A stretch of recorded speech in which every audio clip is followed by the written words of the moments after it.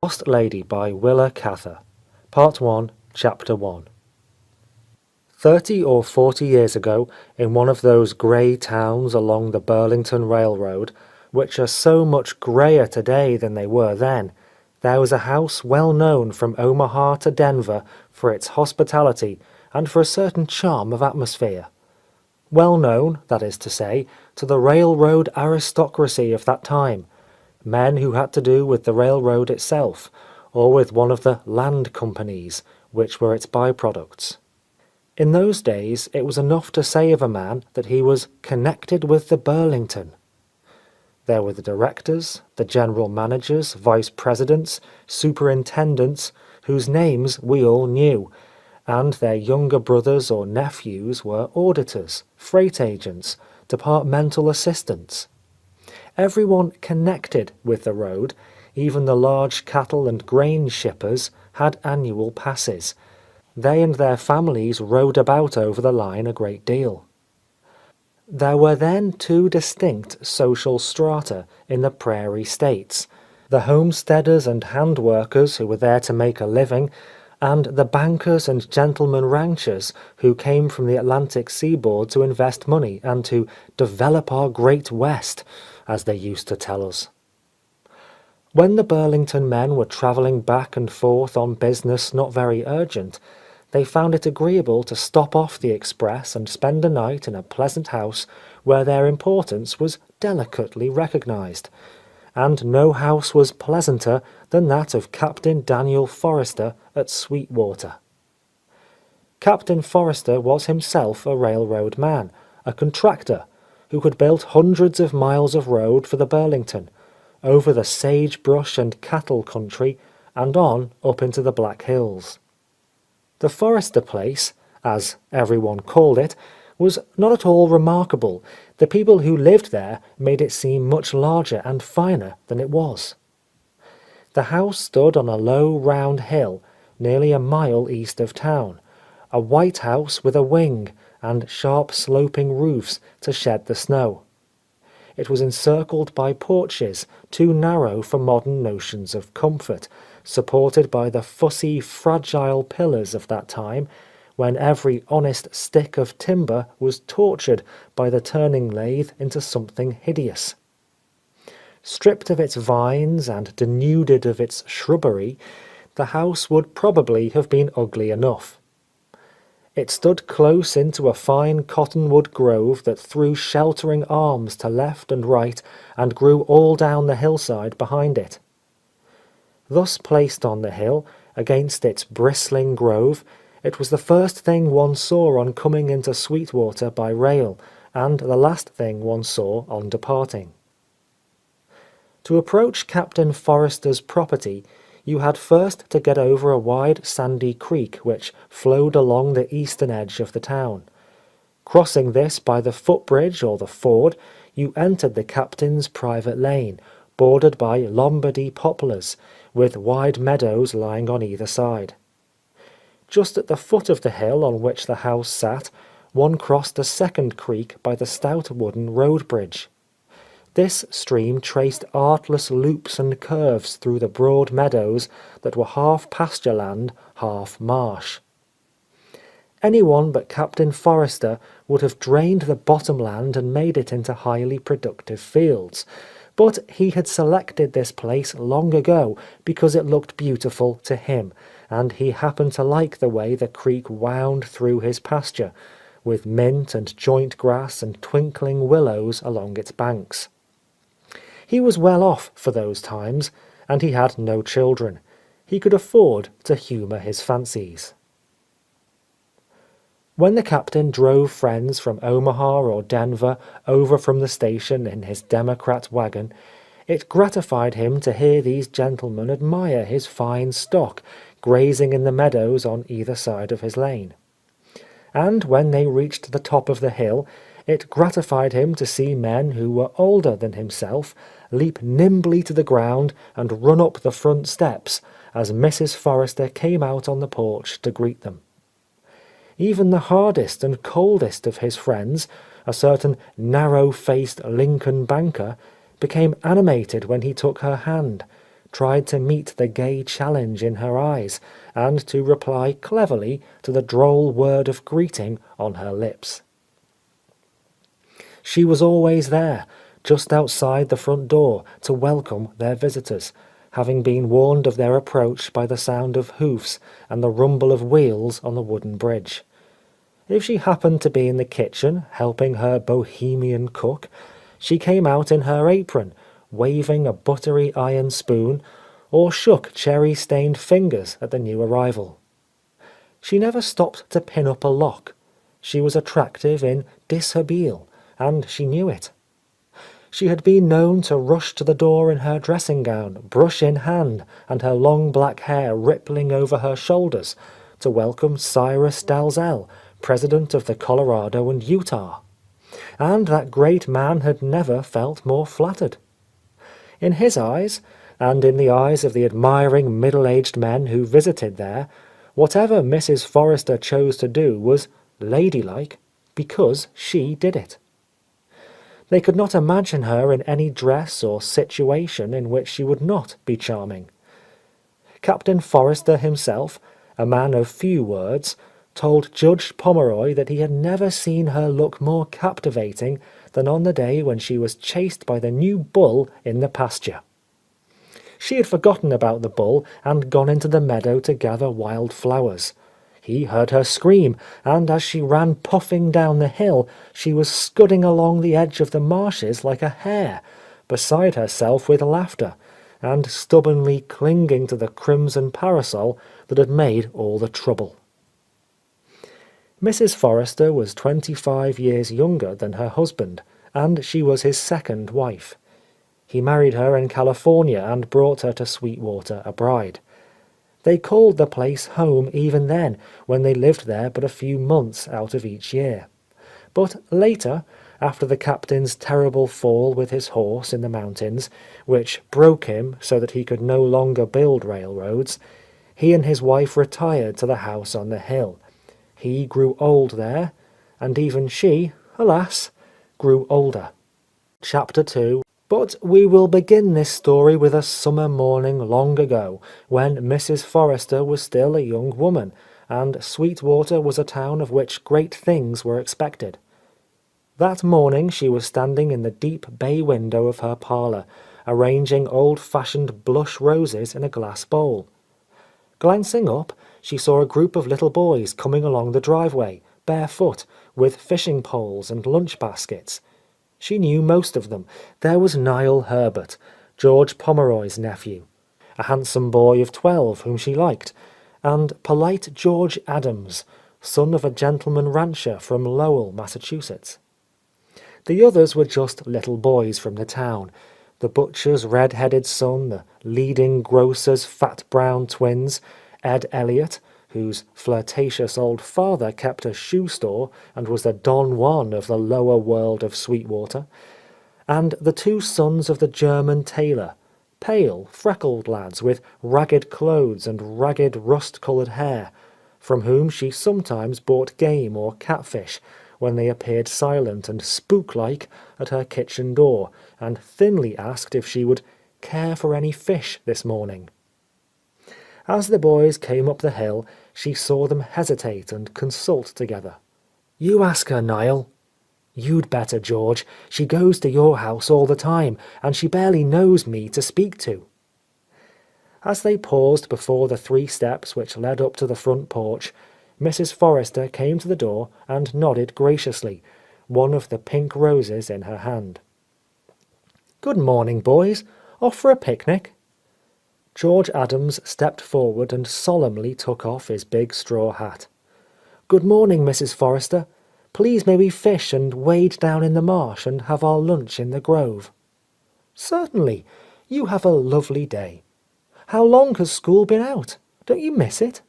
"I'm sure Niall does. George Pomeroy tells me he's very studious." The boys laughed, and Niall looked unhappy. "Run along, and be sure you don't leave the gate into the pasture open. Mr. Forrester hates to have the cattle get in on his blue grass." The boys went quietly round the house to the gate into the grove. then ran shouting down the grassy slopes under the tall trees. Mrs. Forrester watched them from the kitchen window until they disappeared behind the roll of the hill. She turned to her bohemian cook. "Mary, when you're baking this morning, put in a pan of cookies for those boys. I'll take them down when they're having their lunch." The round hill on which the Forrester house stood sloped gently down to the bridge in front, and gently down through the grove behind. But east of the house, where the grove ended, it broke steeply from high grassy banks, like bluffs, to the marsh below. It was thither the boys were bound. When lunchtime came, they'd done none of the things they meant to do. They'd behaved like wild creatures all morning, shouting from the breezy bluffs, dashing down into the silvery marsh through the dewy cobwebs that glistened on the tall weeds, swishing among the pale tan cattails, wading in the sandy creek bed, chasing a striped water snake from the old willow stump where he was sunning himself, cutting slingshot crotches, throwing themselves on their stomachs to drink at the cool spring that flowed out from under the bank into a thatch of dark watercress.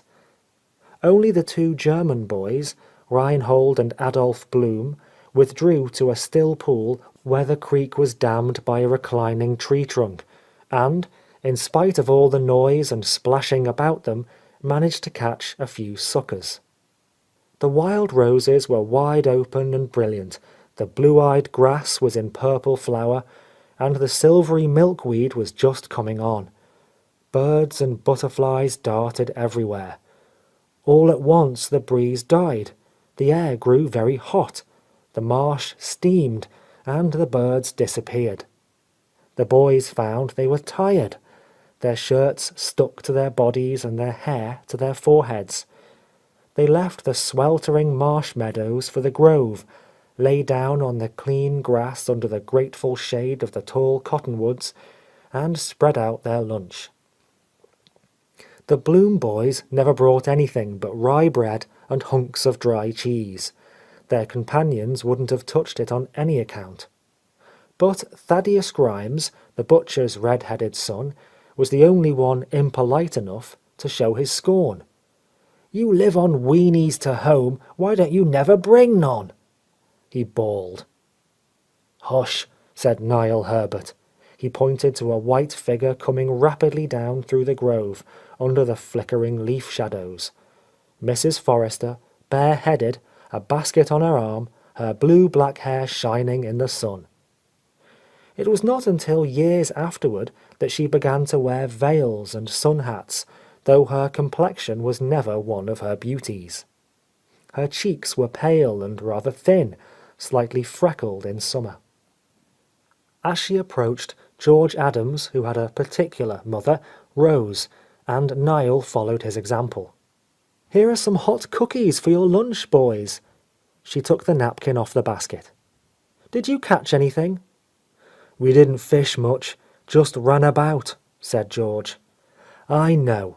You were wading and things." She had a nice way of talking to boys, light and confidential. "I wade down there myself sometimes, when I go down to get flowers. I can't resist it. I pull off my stockings and pick up my skirts, and in I go." She thrust out a white shoe and shook it. "But you can swim, can't you, Mrs. Forrester?" said George. "Most women can't." "Oh, yes, they can. In California, everybody swims. But the sweet water doesn't tempt me. Mud and water snakes and bloodsuckers. Ugh!" She shivered, laughing. "We seen a water snake this morning and chased him. A whopper!" Thad Grimes put in. "Why didn't you kill him? Next time I go wading, he'll bite my toes. Now, go on with your lunch. George can leave the basket with Mary as you go out." She left them, and they watched her white figure drifting along the edge of the grove as she stopped here and there to examine the raspberry vines by the fence. "These are good cookies, all right," said one of the giggly brown Weaver twins. The German boys munched in silence. They were all rather pleased that Mrs. Forrester had come down to them herself, instead of sending Mary. Even rough little Thad Grimes, with his red thatch and catfish mouth, the characteristic feature of all the Grimes brood, knew that Mrs. Forrester was a very special kind of person. George and Niall were already old enough to see for themselves that she was different from the other townswomen, and to reflect upon what it was that made her so. The Bloom brothers regarded her humbly from under their pale, chewed-off hair as one of the rich and great of the world. They realized, more than their companions, that such a fortunate and privileged class was an axiomatic fact in the social order. The boys had finished their lunch and were lying on the grass talking about how Judge Pomeroy's water spaniel, Fanny, had been poisoned, and who had certainly done it, when they had a second visitor. "Shut up, boys, there he comes now. That's Poison Ivy," said one of the Weaver twins. "Shut up, we don't want old Roger poisoned." A well-grown boy of 18 or 19, dressed in a shabby corduroy hunting suit, with a gun and game bag, had climbed up from the marsh and was coming down the grove between the rows of trees. He walked with a rude, arrogant stride, kicking at the twigs, and carried himself with unnatural erectness, as if he had a steel rod down his back. There was something defiant and suspicious about the way he held his head. He came up to the group and addressed them in a superior, patronizing tone. "Hello, kids. What are you doing here?" "Picnic," said Ed Elliot. "I thought girls went on picnics. Did you bring teacher along? Ain't you kids old enough to hunt yet?" George Adams looked at him scornfully. "Of course we are. I got a .22 Remington for my last birthday. But we know better than to bring guns over here. You better hide yours, Mr. Ivy, or Mrs. Forrester will come down and tell you to get out." "She can't see us from the house. And anyhow, she can't say anything to me. I'm just as good as she is." To this, the boys made no reply. Such an assertion was absurd, even to fish-mouthed Thad. His father's business depended on some people being better than others, and ordering better cuts of meat in consequence. If everybody ate round steak like Ivy Peters' family, there'd be nothing in the butcher's trade. The visitor had put his gun and game bag behind a tree, however, and stood stiffly upright, surveying the group out of his narrow, beady eyes and making them all uncomfortable. George and Niall hated to look at Ivy, and yet his face had a kind of fascination for them. It was red, and the flesh looked hard, as if it were swollen from bee stings, or from an encounter with poison ivy. This nickname, however, was given him because it was well known that he had made away with several other dogs before he had poisoned the judge's friendly water spaniel. The boys said he took a dislike to a dog and couldn't rest until he made an end of him. Ivy's red skin was flecked with tiny freckles, like rust spots, and in each of his hard cheeks there was a curly indentation, like a knot in a tree bole. 2 permanent dimples, which did anything but soften his countenance. His eyes were very small, and an absence of eyelashes gave his pupils the fixed, unblinking hardness of a snake's or a lizard's. His hands had the same swollen look as his face, were deeply creased across the back and knuckles, as if the skin were stretched too tight. He was an ugly fellow, Ivy Peters, and he liked being ugly. He began telling the boys that it was too hot to hunt now, but later he meant to steal down to the marsh, where the ducks came at sundown, and bag a few. "I can make off across the cornfields before the old Cap sees me. He's not much on the run." "He'll complain to your father." "A whoop my father cares." The speaker's restless eyes were looking up through the branches. "See that woodpecker tapping? Don't mind us a bit. That's nerve." "They're protected here, so they're not afraid," said precise George. "Humph! They'll spoil the old man's grove for him. That tree's full of holes already. Wouldn't he come down easy now?" Niall and George Adams sat up. "Don't you dare shoot here, you'll get us all into trouble." "She'd come right down from the house," cried Ed Elliot. "Let her come, stuck-up piece. Who's talking about shooting anyway? There's more ways of killing dogs than choking them with butter." At this effrontery, the boys shot amazed glances at one another, and the Brown Weaver twins broke simultaneously into giggles and rolled over on the turf. But Ivy seemed unaware that he was regarded as being especially resourceful where dogs were concerned. He drew from his pocket a metal slingshot and some round bits of gravel. "I won't kill it. I'll just surprise it so we can have a look at it." "Bet you won't hit it." "Bet I will." He fitted the stone to the leather, squinted, and let fly. Sure enough, the woodpecker dropped at his feet. He threw his heavy black felt hat over it. Ivy never wore a straw hat even in the hottest weather. "Now wait, he'll come to. You'll hear him flutter in a minute." "It ain't a he anyhow, it's a female. Anybody would know that," said Niall contemptuously, annoyed that this unpopular boy should come along and spoil their afternoon. He held the fate of his uncle's spaniel against Ivy Peters. "All right, Miss Female," said Ivy carelessly, intent upon a project of his own. He took from his pocket a little red leather box, and when he opened it, the boys saw that it contained curious little instruments, tiny sharp knife blades, hooks, curved needles, a saw, a blowpipe, and scissors. "Some of these I got with a taxidermy outfit from the Youth's Companion, and some I made myself." He got stiffly down on his knees, his joints seemed disinclined to bend at all, and listened beside his hat. "She's as lively as a cricket," he announced.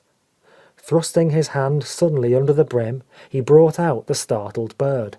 It was not bleeding and didn't seem to be crippled. "Now you watch, and I'll show you something," said Ivy. He held the woodpecker's head in a vise made of his thumb and forefinger, enclosing its panting body with his palm. Quick as a flash, as if it were a practiced trick, with one of those tiny blades, he slit both the eyes that glared in the bird's stupid little head, and instantly released it. The woodpecker rose in the air with a whirling corkscrew motion, darted to the right, struck a tree trunk, to the left, and struck another. Up and down, backward and forward among the tangle of branches it flew, raking its feathers, falling and recovering itself. The boys stood watching it, indignant and uncomfortable, not knowing what to do. They were not especially sensitive. Thad was always on hand when there was anything doing at the slaughterhouse, and the Bloom boys lived by killing things. They wouldn't have believed they could be so upset by a hurt woodpecker. There was something wild and desperate about the way the darkened creature beat its wings in the branches, whirling in the sunlight and never seeing it, always thrusting its head up and shaking it, as a bird does when it's drinking. Presently it managed to get its feet on the same limb where it had been struck, and seemed to recognize that perch. As if it had learned something by its bruises, it pecked and crept its way along the branch, and disappeared into its own hole. "There," Niall Herbert exclaimed between his teeth. "If I can get it now, I can kill it and put it out of its misery. Let me on your back, Rhine." Reinhold was the tallest, and he obediently bent his bony back. The trunk of a cottonwood tree is hard to climb. The bark is rough, and the branches begin a long way up. Niall tore his trousers and scratched his bare legs smartly before he got to the first fork. After recovering breath, he wound his way up toward the woodpecker's hole, which was inconveniently high. He was almost there, his companions below thought him quite safe, when he suddenly lost his balance, turned a somersault in the air, and bumped down on the grass at their feet. There he lay, without moving. "Run for water! Run for Mrs. Forrester! Ask her for whiskey!" "No," said George Adams, "let's carry him up to the house. She'll know what to do." "That's sense," said Ivy Peters. As he was much bigger and stronger than any of the others, he lifted Niall's limp body and started up the hill. It had occurred to him that this would be a fine chance to get inside the Forresters' house and see what it was like, and this he had always wanted to do. Mary, the cook, saw them coming from the kitchen window, and ran for her mistress. Captain Forrester was in Kansas City that day. Mrs. Forrester came to the back door. "What's happened? It's Niall, too! Bring him in this way, please!" Ivy Peters followed her, keeping his eyes open, and the rest trooped after him. All but the Bloom boys, who knew that their place was outside the kitchen door. Mrs. Forrester led the way through the butler's pantry, the dining room, the back parlour, to her own bedroom. She threw down the white counterpane, and Ivy laid Niall upon the sheets. Mrs. Forrester was concerned, but not frightened. "Mary, will you bring the brandy from the sideboard? George, telephone Dr. Dennison to come over at once. Now, you other boys, run out on the front porch and wait quietly. There are too many of you in here." She knelt by the bed, putting brandy between Niall's white lips with a teaspoon. The little boys withdrew, only Ivy Peters remained standing in the back parlour, just outside the bedroom door, his arms folded across his chest, taking in his surroundings with bold, unblinking eyes. Mrs. Forrester glanced at him over her shoulder. "Will you wait on the porch, please? You're older than the others, and if anything is needed, I can call on you." Ivy cursed himself, but he had to go. There was something final about her imperious courtesy. High and mighty, he called it.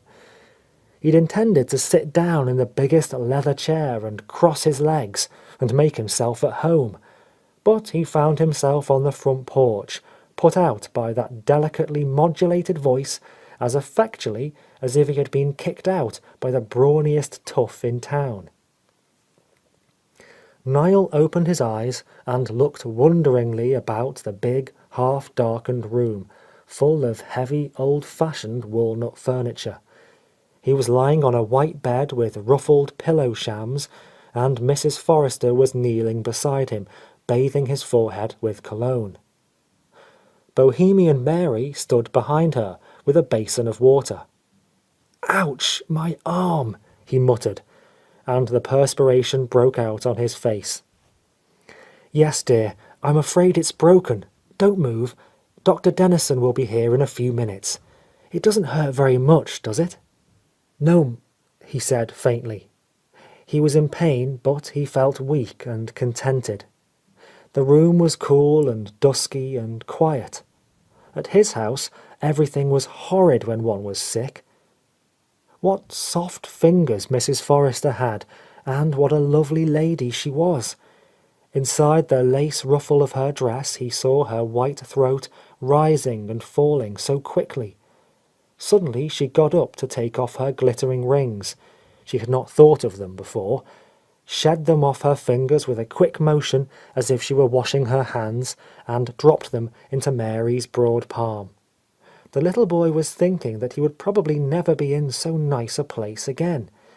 The windows went almost down to the baseboard, like doors, and the closed green shutters let in streaks of sunlight that quivered on the polished floor and the silver things on the dresser. The heavy curtains were looped back with thick cords, like ropes. The marble-topped washstand was as big as a sideboard. The massive walnut furniture was all inlaid with pale-coloured woods. Niall had a scroll saw, and this inlay interested him. "There, he looks better now, doesn't he, Mary?" Mrs. Forrester ran her fingers through his black hair and lightly kissed him on the forehead. Oh, how sweet she smelled! "Wheels on the bridge. It's Dr. Dennison. Go and show him in, Mary." Dr. Dennison set Niall's arm and took him home in his buggy. Home was not a pleasant place to go to, a frail eggshell house set off on the edge of the prairie where people of no consequence lived. Except for the fact that he was Judge Pomeroy's nephew, Niall would have been one of the boys to whom Mrs. Forrester merely nodded brightly as she passed. His father was a widower. A poor relation, a spinster from Kentucky, kept house for them, and Niall thought she was probably the worst housekeeper in the world. Their house was usually full of washing in various stages of incompletion, tubs sitting about with linen soaking, and the beds were aired until any hour in the afternoon when Cousin Sadie happened to think of making them up. She liked to sit down after breakfast and read murder trials, or peruse a well-worn copy of Saint Elmo. Sadie was a good-natured thing and was always running off to help a neighbour, but Niall hated to have anyone come to see them. His father was at home very little, spent all his time at his office. He kept the county abstract books and made farm loans. Having lost his own property, he invested other people's money for them. He was a gentle, agreeable man, young, good-looking, with nice manners, but Niall felt there was an air of failure and defeat about his family. He clung to his maternal uncle, Judge Pomeroy, white-whiskered and portly, who was Captain Forrester's lawyer and a friend of all the great men who visited the Forresters. Niall was proud, like his mother. She died when he was 5 years old. She had hated the West and used haughtily to tell her neighbors that she would never think of living anywhere but in Fayette County, Kentucky, that they had only come to Sweetwater to make investments and to turn the crown into the pound. By that phrase she was still remembered, poor lady. Chapter 3. For the next few years, Niall saw very little of Mrs. Forrester. She was an excitement that came and went with summer. She and her husband always spent the winter in Denver and Colorado Springs, left Sweetwater soon after Thanksgiving, and did not return until the 1st of May. He knew that Mrs. Forrester liked him, but she hadn't much time for growing boys. When she had friends staying with her, and gave a picnic supper for them, or a dance in the grove on a moonlight night, Niall was always invited. Coming and going along the road to the marsh with the Bloom boys, he sometimes met the captain driving visitors over in the Democrat wagon, and he heard about these people from Black Tom, Judge Pomeroy's faithful Negro servant, who went over to wait on the table for Mrs. Forrester when she had a dinner party. Then came the accident which cut short the captain's career as a road builder. After that fall with his horse, he lay ill at the Antlers in Colorado Springs all winter. In the summer, when Mrs. Forrester brought him home to Sweetwater, he still walked with a cane. He had grown much heavier, seemed encumbered by his own bulk, and never suggested taking a contract for the railroad again. He was able to work in his garden, trimmed his snowball bushes and lilac hedges, devoted a great deal of time to growing roses. He and his wife still went away for the winter, but each year the period of their absence grew shorter. All this while the town of Sweetwater was changing. Its future no longer looked bright. Successive crop failures had broken the spirit of the farmers.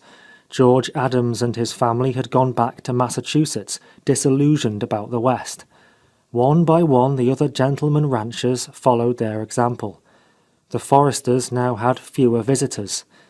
The Burlington was drawing in its horns, as people said, and the railroad officials were not stopping off at Sweetwater so often, were more inclined to hurry past a town where they had sunk money that would never come back. Niall Herbert's father was one of the first failures to be crowded to the wall. He closed his little house, sent his cousin Sadie back to Kentucky, and went to Denver to accept an office position. He left Niall behind to read law in the office with his uncle. Not that Niall had any taste for the law, but he liked being with Judge Pomeroy, and he might as well stay there as anywhere for the present. The few $1,000s his mother had left him would not be his until he was 21. Niall fitted up a room for himself behind the suite which the judge retained for his law offices, on the second floor of the most pretentious brick block in town. There he lived with monastic cleanliness and severity, glad to be rid of his cousin and her inconsequential housewiffery, and resolved to remain a bachelor, like his uncle. He took care of the offices, which meant that he did the janitor work, and arranged them exactly to suit his taste, making the rooms so attractive that all the judge's friends, and especially Captain Forrester, dropped in there to talk oftener than ever. The judge was proud of his nephew. Niall was now 19, a tall, straight, deliberate boy. His features were clear-cut, his grey eyes, so dark that they looked black under his long lashes, were rather moody and challenging. The world did not seem over-bright to young people just then. His reserve, which did not come from embarrassment or vanity, but from a critical habit of mind, made him seem older than he was, and a little cold. One winter afternoon, only a few days before Christmas, Niall sat writing in the back office, at the long table where he usually worked or trifled, surrounded by the judge's fine law library and solemn steel engravings of statesmen and jurists. His uncle was at his desk in the front office, engaged in a friendly consultation with one of his country clients. Niall, greatly bored with the notes he was copying, was trying to invent an excuse for getting out on the street, when he became aware of light footsteps coming rapidly down the outside corridor. The door of the front office opened, he heard his uncle rise quickly to his feet, and, at the same moment, heard a woman's laugh, a soft, musical laugh which rose and descended like a suave scale. He turned in his screw chair so that he could look over his shoulder through the double doors into the front room. Mrs. Forrester stood there, shaking her muff at the judge and the bewildered Swede farmer. Her quick eye lighted upon a bottle of bourbon and 2 glasses on the desk among the papers. "Is that the way you prepare your cases, Judge? What an example for Niall!" She peeped through the door and nodded to the boy as he rose. He remained in the back room, however, watching her while she declined the chair the judge pushed toward her and made a sign of refusal when he politely pointed to the bourbon. She stood beside his desk in her long sealskin coat and cap, a crimson scarf showing above the collar, a little brown veil with spots tied over her eyes. The veil did not in the least obscure those beautiful eyes, dark and full of light, set under a low white forehead and arching eyebrows. The frosty air had brought no colour to her cheeks. Her skin had always the fragrant, crystalline whiteness of white lilacs. Mrs. Forrester looked at one, and one knew that she was bewitching. It was instantaneous, and it pierced the thickest hide. The Swede farmer was now grinning from ear to ear, and he too had shuffled to his feet. There could be no negative encounter, however slight, with Mrs. Forrester. If she merely bowed to you, merely looked at you, it constituted a personal relation. Something about her took hold of one in a flash. One became acutely conscious of her fragility and grace, of her mouth which could say so much without words, of her eyes, lively, laughing, intimate, nearly always a little mocking. "Will you and Niall dine with us tomorrow evening, Judge? And will you lend me Tom? We've just had a wire. The Ogdens are stopping over with us. They've been east to bring the girl home from school. She's had mumps or something. They want to get home for Christmas, but they will stop off for 2 days. Probably Frank Ellinger will come on from Denver." "No prospect can afford me such pleasure as that of dining with Mrs. Forrester," said the judge ponderously. "Thank you." She bowed playfully and turned toward the double doors. "Niall, could you leave your work long enough to drive me home?" Mr. Forrester has been detained at the bank." Niall put on his wolfskin coat. Mrs. Forrester took him by his shaggy sleeve and went with him quickly down the long corridor and the narrow stairs to the street. At the hitch bar stood her cutter, looking like a painted toy among the country sleds and wagons. Niall tucked the buffalo robes about Mrs. Forrester, untied the ponies, and sprang in beside her. Without direction, the team started down the frozen main street, where few people were abroad, crossed the creek on the ice, and trotted up the poplar-bordered lane toward the house on the hill. The late afternoon sun burned on the snow-crusted pastures. The poplars looked very tall and straight, pinched up and severe in their winter poverty. Mrs. Forrester chatted to Niall with her face turned toward him, holding her muff up to break the wind. "I'm counting on you to help me entertain Constance Ogden. Can you take her off my hands day after tomorrow? Come over in the afternoon? Your duties as a lawyer aren't very arduous yet." She smiled teasingly. "What can I do with a miss of 19? One who goes to college? I've no learned conversation for her." "Surely I haven't," Niall exclaimed. "Oh, but you're a boy. Perhaps you can interest her in lighter things. She's considered pretty." "Do you think she is?" "I haven't seen her lately. She was striking. China blue eyes and heaps of yellow hair. Not exactly yellow. What they call an ashen blonde, I believe." Niall had noticed that in describing the charms of other women, Mrs. Forrester always made fun of them a little. They drew up in front of the house. Ben Keezer came round from the kitchen to take the team. "You are to go back for Mr. Forrester at 6, Ben. Niall, come in for a moment and get warm." She drew him through the little storm entry, which protected the front door in winter, into the hall. "Hang up your coat and come along." He followed her through the parlour into the sitting room, where a little coal grate was burning under the black mantelpiece, and sat down in the big leather chair in which Captain Forrester dozed after his midday meal. It was a rather dark room, with walnut bookcases that had carved tops and glass doors. The floor was covered by a red carpet, and the walls were hung with large old-fashioned engravings. The house of the poet on the last day of Pompeii, Shakespeare reading before Queen Elizabeth. Mrs. Forrester left him and presently returned carrying a tray with a decanter and sherry glasses. She put it down on her husband's smoking table, poured out a glass for Niall and one for herself, and perched on the arm of one of the stuffed chairs, where she sat sipping her sherry and stretching her tiny, silver-buckled slippers out towards the glowing coals. "It's so nice to have you staying on until after Christmas," Niall observed. "You've only been here one other Christmas since I can remember." "I'm afraid we're staying on all winter this year.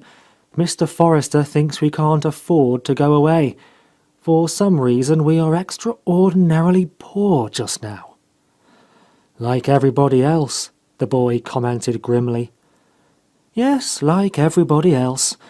However, it does no good to be glum about it, does it?" She refilled the 2 glasses.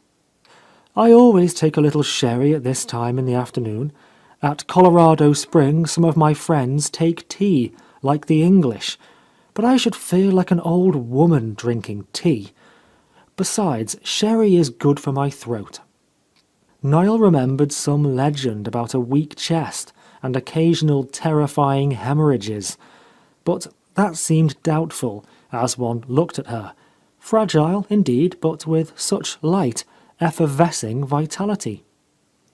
"Perhaps I do seem old to you, Niall, quite old enough for tea and a cap." He smiled gravely. "You seem always the same to me, Mrs. Forrester." "Yes? And how is that?" "Lovely. Just lovely." As she bent forward to put down her glass, she patted his cheek. "Oh, you'll do very well for Constance." Then, seriously, "I'm glad if I do, though. I want you to like me well enough to come to see us often this winter. You shall come with your uncle to make a fourth at whist. Mr. Forrester must have his whist in the evening. Do you think he is looking any worse, Niall? It frightens me to see him getting a little uncertain. But there, we must believe in good luck." She took up the half-empty glass and held it against the light.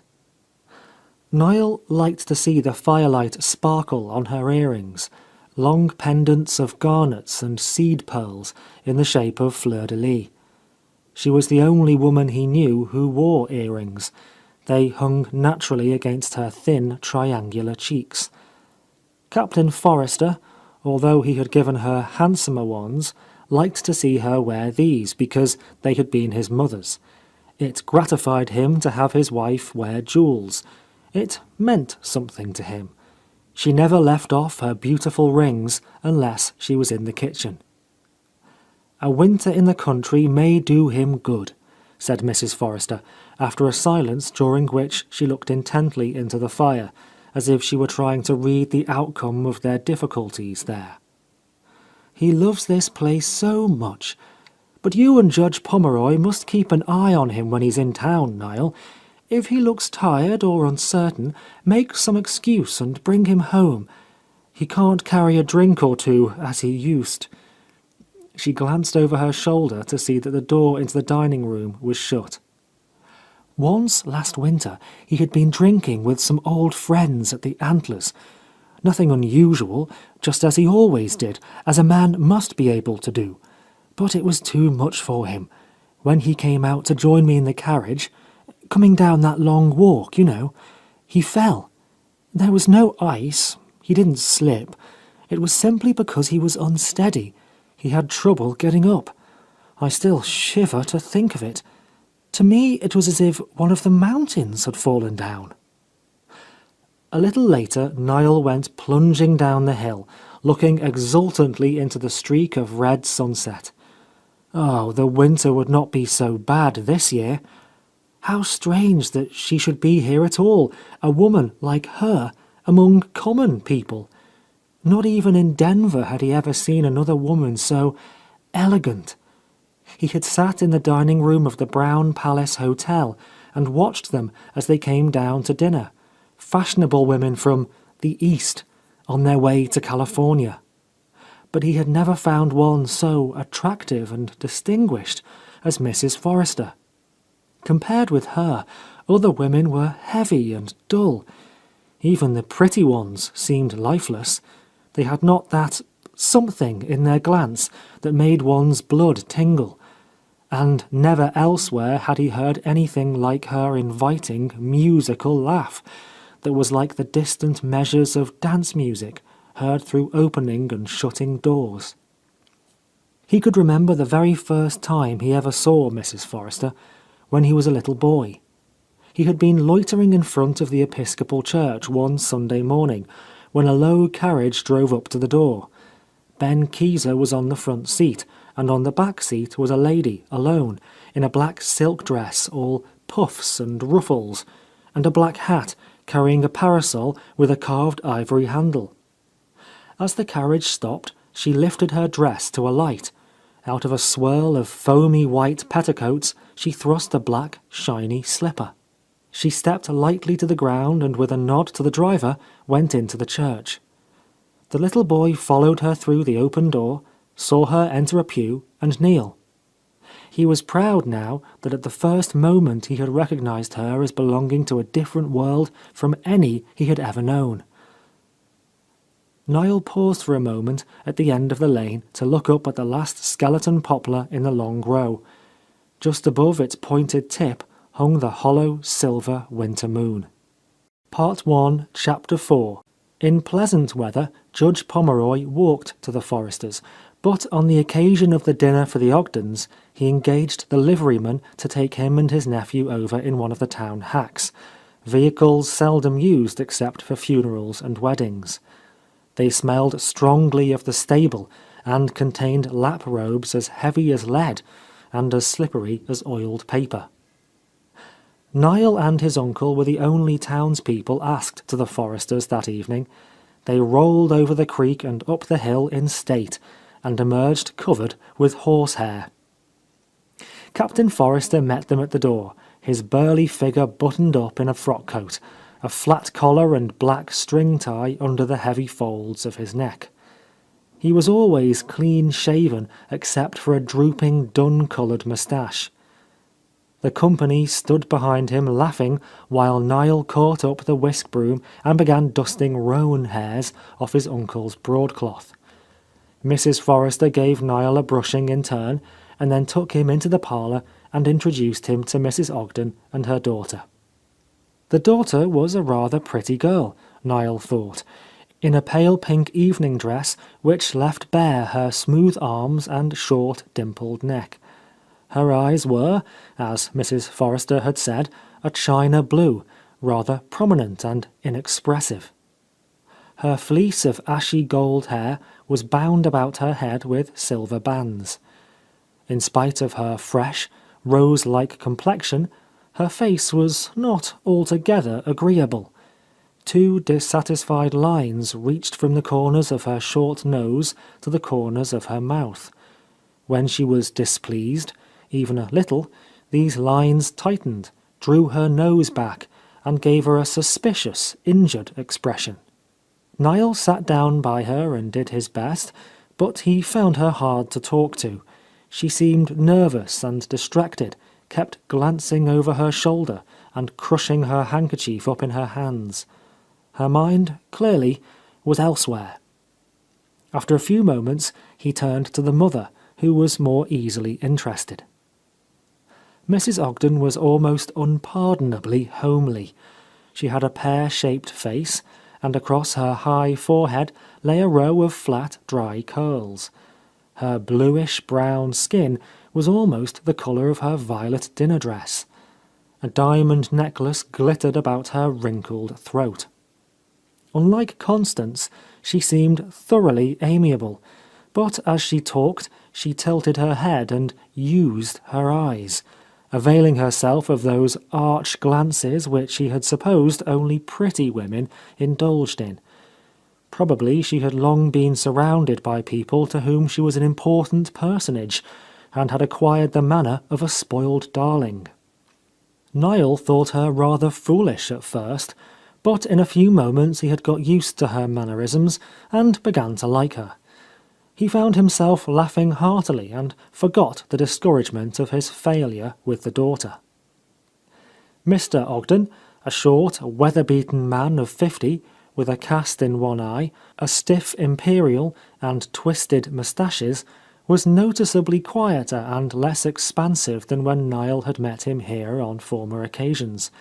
He seemed to expect his wife to do the talking.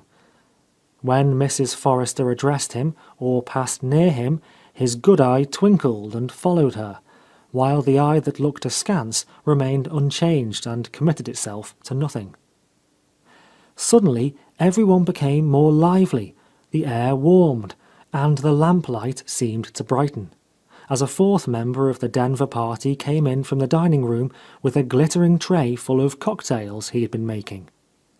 Frank Ellinger was a bachelor of 40, 6'2", with long, straight legs, fine shoulders, and a figure that still permitted his white waistcoat to button without a wrinkle under his conspicuously well-cut dinner coat. His black hair, coarse and curly as the filling of a mattress, was grey about the ears.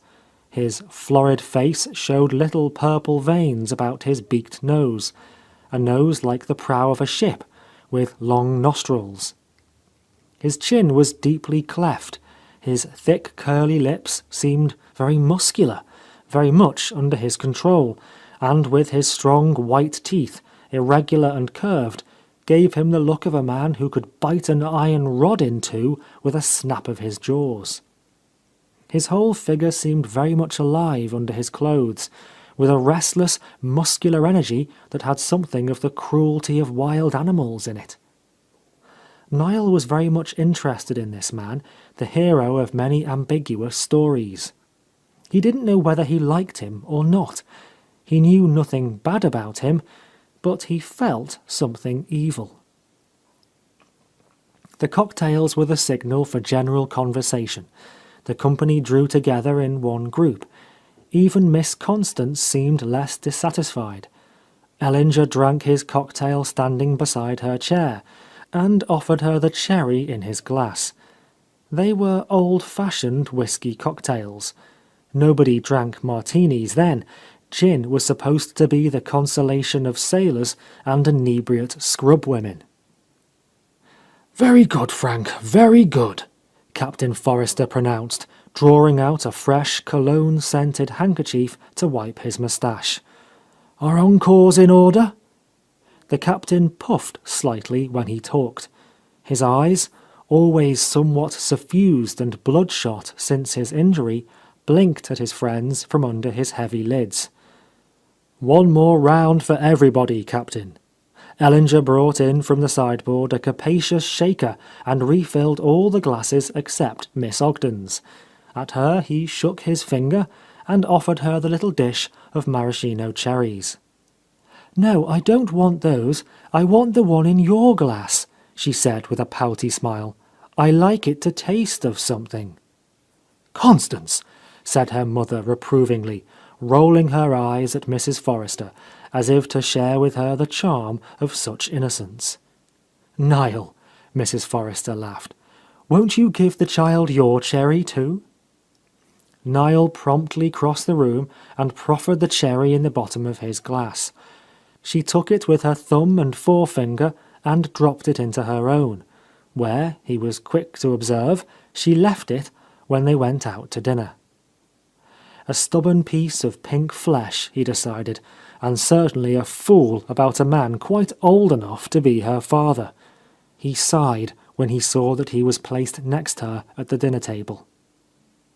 Captain Forrester still made a commanding figure at the head of his own table, with his napkin tucked under his chin and the work of carving well in hand. Nobody could lay bare the bones of a brace of duck or a 20-pound turkey more deftly. "What part of the turkey do you prefer, Mrs. Ogden?" If one had a preference, it was gratified, with all the stuffing and gravy that went with it, and the vegetables properly placed. When a plate left Captain Forrester's hands, it was a dinner. The recipient was served, and well served. He served Mrs. Forrester last of the ladies, but before the men, and to her too he said, "Mrs. Forrester, what part of the turkey shall I give you this evening?" He was a man who did not vary his formulae or his manners. He was no more mobile than his countenance. Niall and Judge Pomeroy had often remarked how much Captain Forrester looked like the picture of Grover Cleveland. His clumsy dignity covered a deep nature, and a conscience that had never been juggled with. His repose was like that of a mountain. When he laid his fleshy, thick-fingered hand upon a frantic horse, an hysterical woman, an Irish workman out for blood, he brought them peace, something they could not resist. That had been the secret of his management of men. His sanity asked nothing, claimed nothing. It was so simple that it brought a hush over distracted creatures. In the old days, when he was building road in the Black Hills, trouble sometimes broke out in camp when he was absent, staying with Mrs. Forrester at Colorado Springs. He would put down the telegram that announced an insurrection and say to his wife, "Maidie, I must go to the men." And that was all he did. He went to them. While the captain was intent upon his duties as host, he talked very little, and Judge Pomeroy and Ellinger kept a lively crossfire of amusing stories going. Niall, sitting opposite Ellinger, watched him closely. He still couldn't decide whether he liked him or not. In Denver, Frank was known as a prince of good fellows, tactful, generous, resourceful, though apt to trim his sails to the wind. A man who good-humouredly bowed to the inevitable, or to the almost inevitable. He had, when he was younger, been notoriously wild, But that was not held against him, even by mothers with marriageable daughters, like Mrs. Ogden. Morals were different in those days. Niall had heard his uncle refer to Ellinger's youthful infatuation with a woman called Nell Emerald, a handsome and rather unusual woman who conducted a house properly licensed by the Denver police. Nell Emerald had told an old clubman that though she had been out behind young Ellinger's new trotting horse, she had no respect for a man who would go driving with a prostitute in broad daylight. This story, and a dozen like it, were often related of Ellinger, and the women laughed over them as heartily as the men. All the while that he was making a scandalous chronicle for himself, young Ellinger had been devotedly caring for an invalid mother, and he was described to strangers as a terribly fast young man and a model son. That combination pleased the taste of the time. Nobody thought the worst of him. Now that his mother was dead, he lived at the Brown Palace Hotel, though he still kept her house at Colorado Springs. When the roast was well underway, Black Tom, very formal in a white waistcoat and high collar, poured the champagne. Captain Forrester lifted his glass, the frail stem between his thick fingers, and glancing round the table at his guests and at Mrs. Forrester, said, "Happy days!" It was the toast he always drank at dinner, the invocation he was sure to utter when he took a glass of whiskey with an old friend. Whoever had heard him say it once liked to hear him say it again. Nobody else could utter those two words as he did, with such gravity and high courtesy. It seemed a solemn moment, seemed to knock at the door of fate, behind which all days, happy and otherwise, were hidden. Niall drank his wine with a pleasant shiver, thinking that nothing else made life seem so precarious, the future so cryptic and unfathomable, as that brief toast uttered by the massive man, "Happy days!" Mrs. Ogden turned to the host with her most languishing smile. "Captain Forrester, I want you to tell Constance—" She was an East Virginia woman, and what she really said was, "Captain Forrester, I want you to tell," etc. Her vowels seemed to roll around in the same way her eyes did. "I want you to tell Constance about how you first found this lovely spot way back in Indian times." The captain looked down the table between the candles at Mrs. Forrester, as if to consult her. She smiled and nodded, and her beautiful earrings swung beside her pale cheeks. She was wearing her diamonds tonight and a black velvet gown. Her husband had archaic ideas about jewels. A man bought them for his wife in acknowledgment of things he could not gracefully utter. They must be costly, they must show that he was able to buy them, and that she was worthy to wear them. With her approval, the captain began his narrative, a concise account of how he came west a young boy after serving in the Civil War, and took a job as driver for a freighting company that carried supplies across the plains from Nebraska City to Cherry Creek, as Denver was then called. The freighters, after embarking in that sea of grass 600 miles in width, lost all count of the days of the week and the month. One day was like another, and all were glorious. Good hunting, plenty of antelope and buffalo, boundless sunny sky, boundless plains of waving grass, long freshwater lagoons yellow with lagoon flowers, where the bison in their periodic migrations stopped to drink and bathe and wallow. "An ideal life for a young man," the captain pronounced. Once, when he was driven out of the trail by a washout, he rode south on his horse to explore, and found an Indian encampment near the Sweetwater, on this very hill where his house now stood. He was, he said, greatly taken with the location, and made up his mind that he would one day have a house there. He cut down a young willow tree and drove the stake into the ground to mark the spot where he wished to build.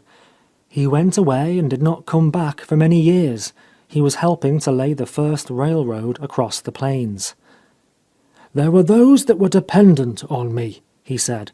I had sickness to contend with, and responsibilities, but in all those years I expect there was hardly a day passed when I did not remember the sweet water and this hill. When I came here a young man, I had planned it in my mind, pretty much as it is today, where I would dig my well, and where I would plant my grove and my orchard. I planned to build a house that my friends could come to, with a wife like Mrs. Forrester to make it attractive to them. I used to promise myself that some day I would manage it. This part of the story the captain told not with embarrassment, but with reserve, choosing his words slowly, absently cracking English walnuts with his strong fingers and heaping a little hoard of kernels beside his plate.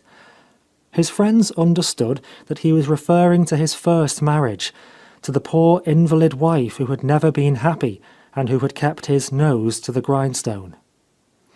When things looked most discouraging, he went on, I came back here once and bought the place from the railroad company. They took my note. I found my willow stake. It had rooted and grown into a tree, and I planted 3 more to mark the corners of my house. 12 years later, Mrs. Forrester came here with me, shortly after our marriage, and we built our house. Captain Forrester puffed from time to time, but his clear account commanded attention. Something in the way he uttered his unornamented phrases gave them the impressiveness of inscriptions cut in stone. Mrs. Forrester nodded at him from her end of the table. "And now tell us your philosophy of life. This is where it comes in," she laughed teasingly. The captain coughed and looked abashed. "I was intending to omit that tonight. Some of our guests have already heard it." No, it belongs at the end of the story, and if some of us have heard it, we can hear it again. Go on." "Well, then, my philosophy is that what you think of and plan for day by day, in spite of yourself, so to speak, you will get. You will get it more or less. That is, unless you are one of the people who get nothing in this world. There are such people. I have lived too much in mining works and construction camps not to know that." He paused, as if, though this was too dark a chapter to be gone into, it must have its place, its moment of silent recognition. "If you are not one of those, Constance and Niall, you will accomplish what you dream of most." "And why? That's the interesting part of it," his wife prompted him.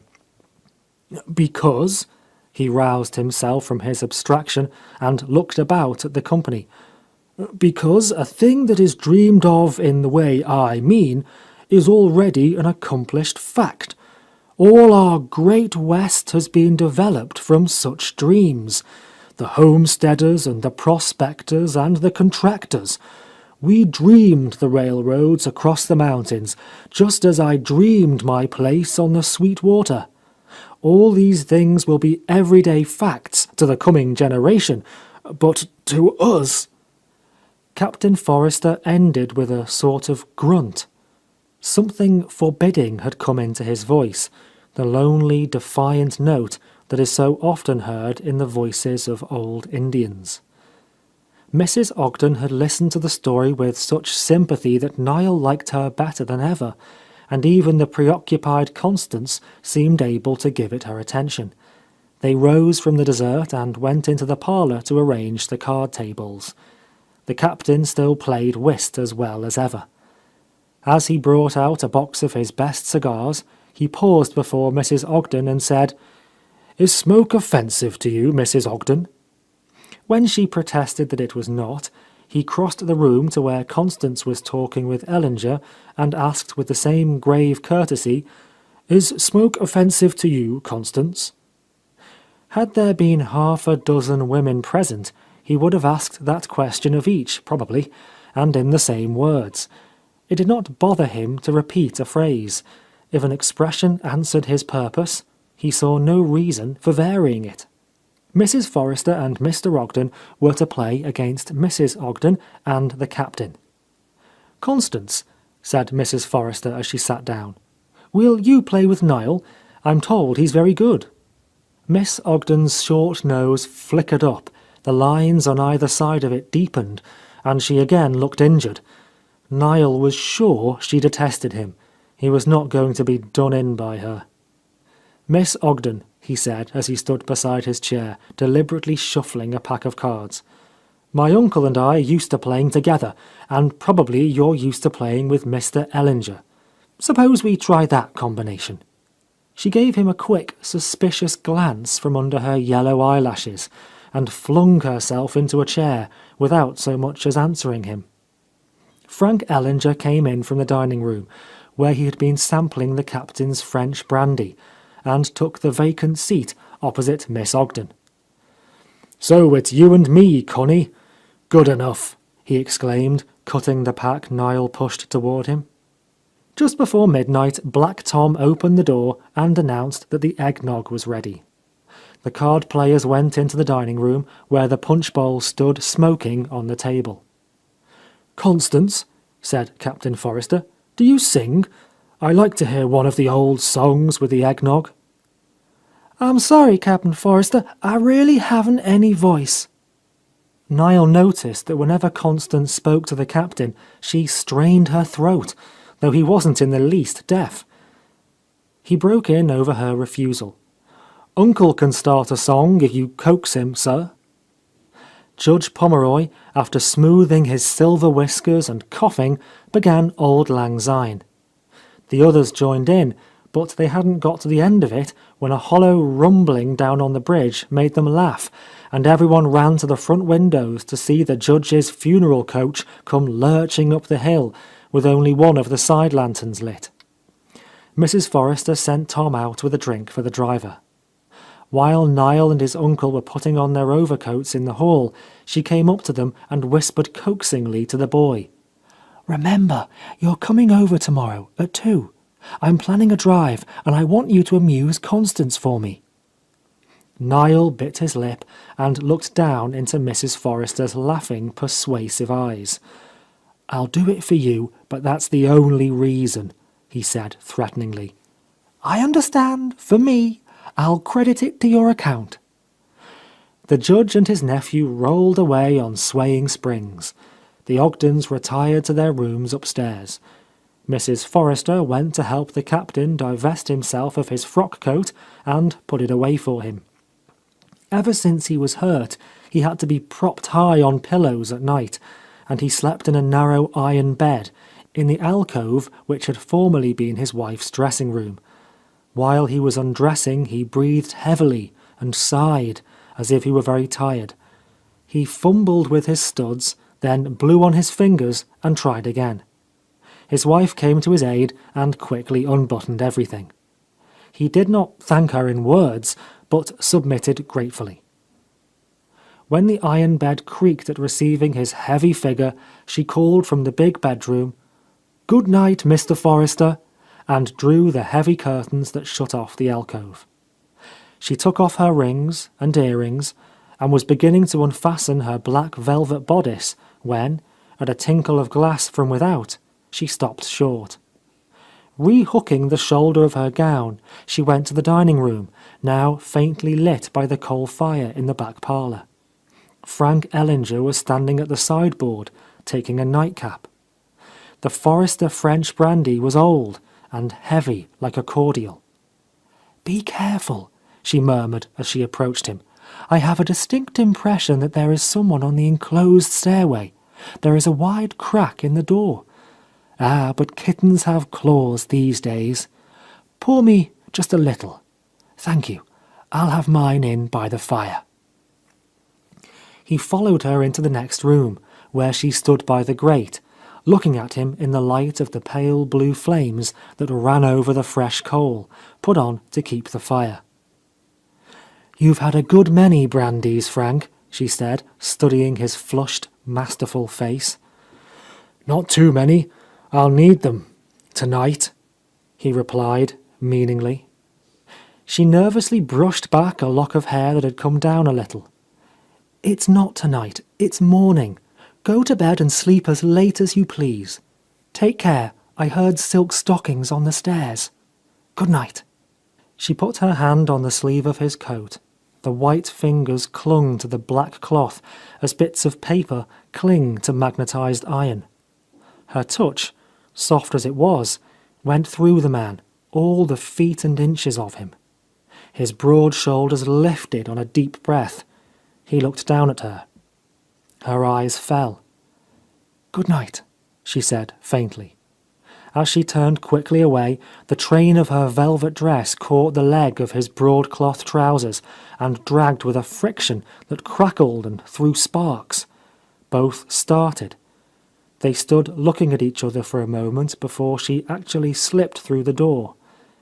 Ellinger remained by the hearth, his arms folded tight over his chest, his curly lips compressed, frowning into the fire. Part 1, Chapter 5.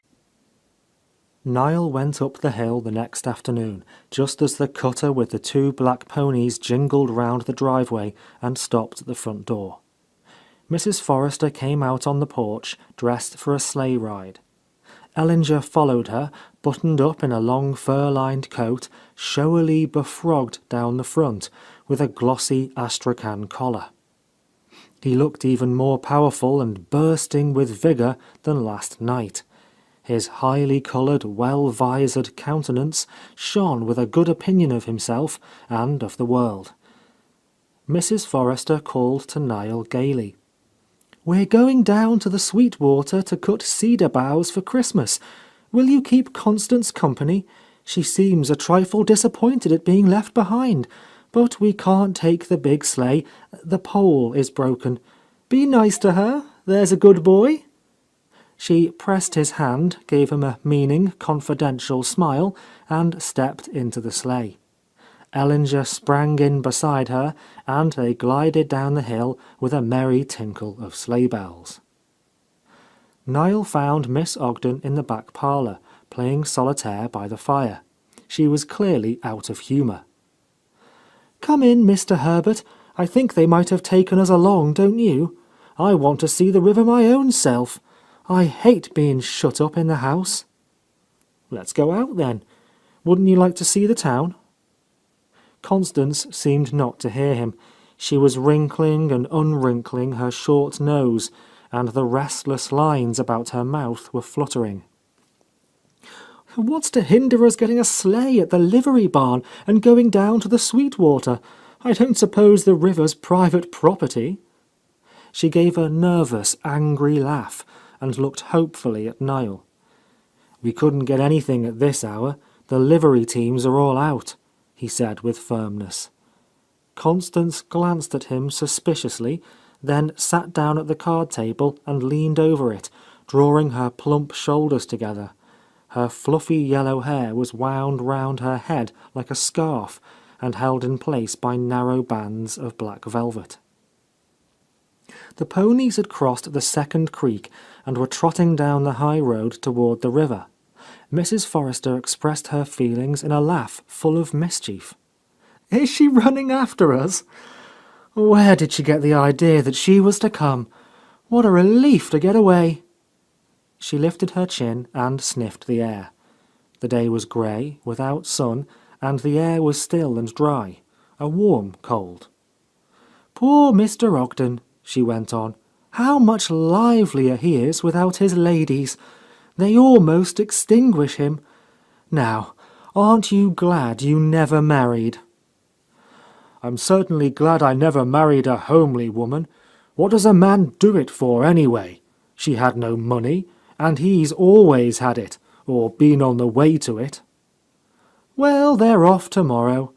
And Connie, you've reduced her to a state of imbecility, really. What an afternoon Niall must be having." She laughed as if the idea of his predicament delighted her. "Who's this kid, anyway?" Ellinger asked her to take the reins for a moment while he drew a cigar from his pocket. "He's a trifle stiff. Does he make himself useful?" "Oh, he's a nice boy," stranded here like the rest of us. I'm going to train him to be very useful. He's devoted to Mr. Forrester. Handsome too, don't you think?" "So-so." They turned into a by-road that wound along the Sweet Water. Ellinger held the ponies in a little and turned down his high astrakhan collar. "Let's have a look at you, Marion."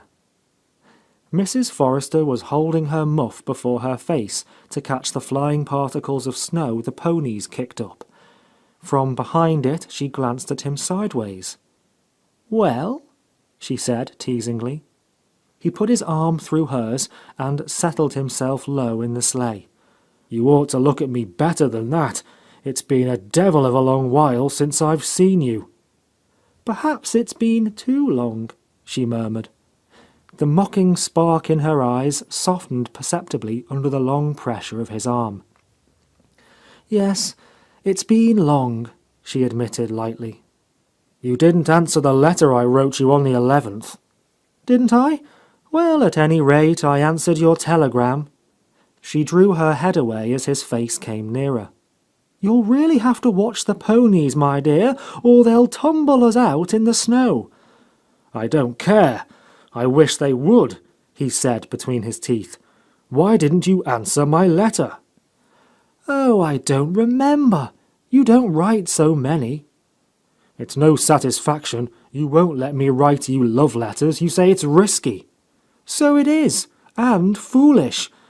But now you needn't be so careful. Not too careful," she laughed softly. "When I'm off in the country for a whole winter, alone and growing older, I like to—" She put her hand on his. "To be reminded of pleasanter things." Ellinger took off his glove with his teeth. His eyes, sweeping the winding road and the low, snow-covered bluffs, had something wolfish in them. "Be careful, Frank, my rings! You hurt me." "Then why didn't you take them off? You used to. Are these your cedars? Shall we stop here?"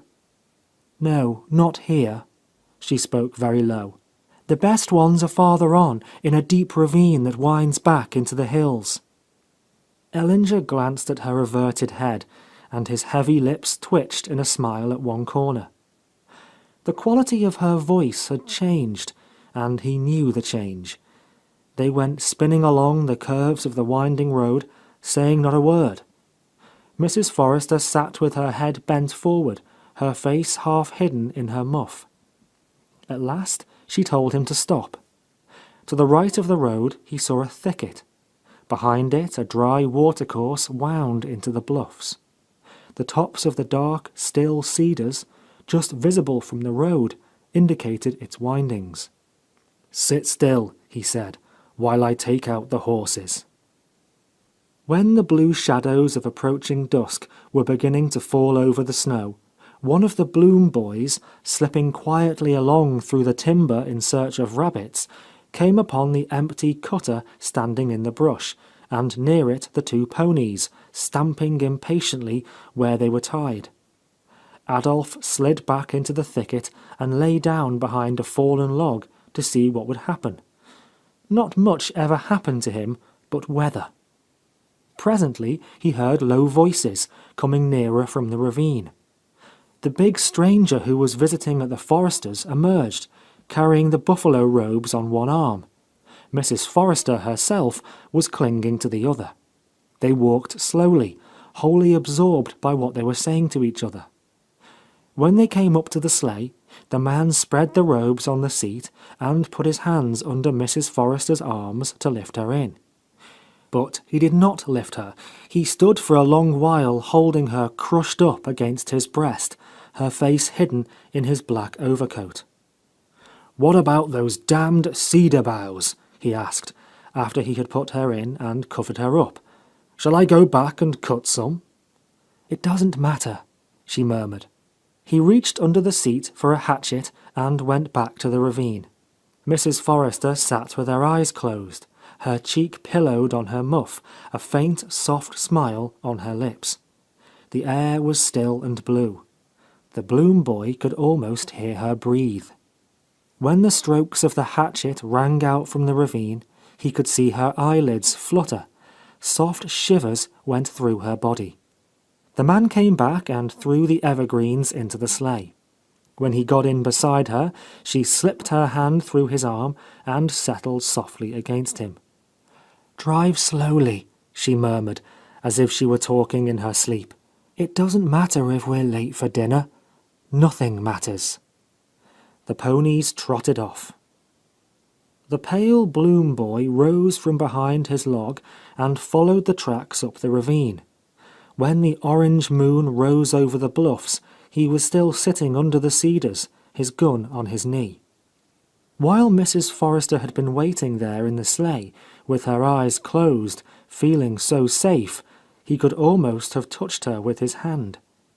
He had never seen her before when her mocking eyes and lively manner were not between her and all the world. If it had been Thad Grimes who lay behind that log now, or Ivy Peters.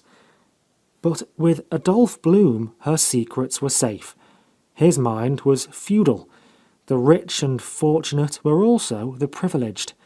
These warm-blooded, quick-breathing people took chances, followed impulses only dimly understandable to a boy who was wet and weather-chapped all the year, who waded in the mud fishing for cat, or lay in the marsh waiting for wild duck. Mrs. Forrester had never been too haughty to smile at him when he came to the back door with his fish. She never haggled about the price. She treated him like a human being. His little chats with her, her nod and smile when she passed him on the street, were among the pleasantest things he had to remember. She bought game of him in the closed season and didn't give him away. Part 1, Chapter 6. It was during that winter, the first one Mrs. Forrester had ever spent in the house on the hill, that Niall came to know her very well. For the Forresters that winter was a sort of isthmus between two estates. Soon afterward came a change in their fortunes. And for Niall it was a natural turning point, since in the autumn he was 19, and in the spring he was 20. A very great difference. After the Christmas festivities were over, the whist parties settled into a regular routine. 3 evenings a week, Judge Pomeroy and his nephew sat down to cards with the Forresters. Sometimes they went over early and dined there. Sometimes they stayed for a late supper after the last rubber. Niall, who had been so content with a bachelor's life, and who had made up his mind that he would never live in a place that was under the control of women, found himself becoming attached to the comforts of a well-conducted house, to the pleasures of the table, to the soft chairs and soft lights and agreeable human voices at the Forresters'. On bitter, windy nights, sitting in his favourite blue chair before the grate, he used to wonder how he could manage to tear himself away, to plunge into the outer darkness and run down the long frozen road and up the dead street of the town. Captain Forrester was experimenting with bulbs that winter, and had built a little glass conservatory on the south side of the house, off the back parlour. Through January and February the house was full of narcissus and Roman hyacinths, and their heavy, spring-like odour made a part of the enticing comfort of the fireside there. Where Mrs. Forrester was, dullness was impossible, Niall believed.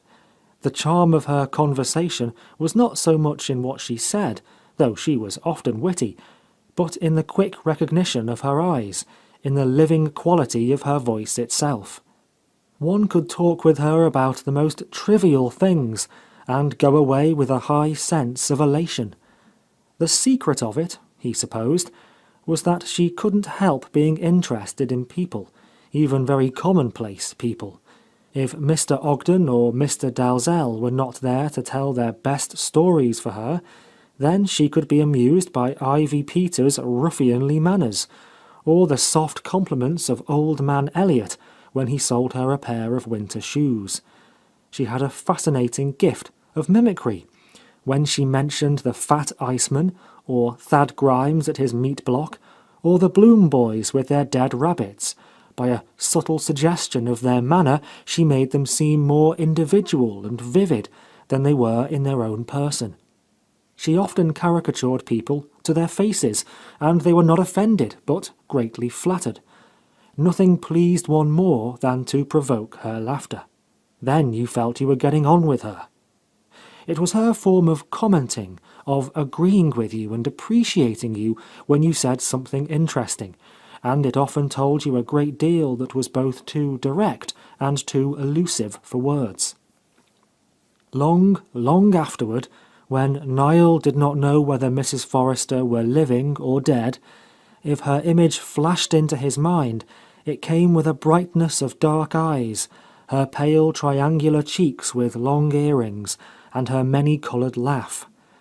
When he was dull and tired of everything, he used to think that if he could hear that long-lost lady laugh again, he could be gay. The big storm of the winter came late that year, swept down over Sweetwater the first day of March, and beat upon the town for 3 days and nights. 30 inches of snow fell, and the cutting wind blew it into swirling drifts. The Forresters were snowed in. Ben Keezer, their man of all work, did not attempt to break a road or even to come over to the town himself. On the third day, Niall went to the post office, got the captain's leather mail sack with its accumulation of letters, and set off across the creek, plunging into drifts up to his middle, sometimes up to his armpits. The fences along the lane were covered, but he broke his trail by keeping between the 2 lines of poplars. When at last he reached the front porch, Captain Forrester came to the door and let him in. "Glad to see you, my boy, very glad. It's been a little lonesome for us. You must have had hard work getting over. I certainly appreciate it. Come to the sitting-room fire and dry yourself. We will talk quietly. Mrs. Forrester has gone upstairs to lie down.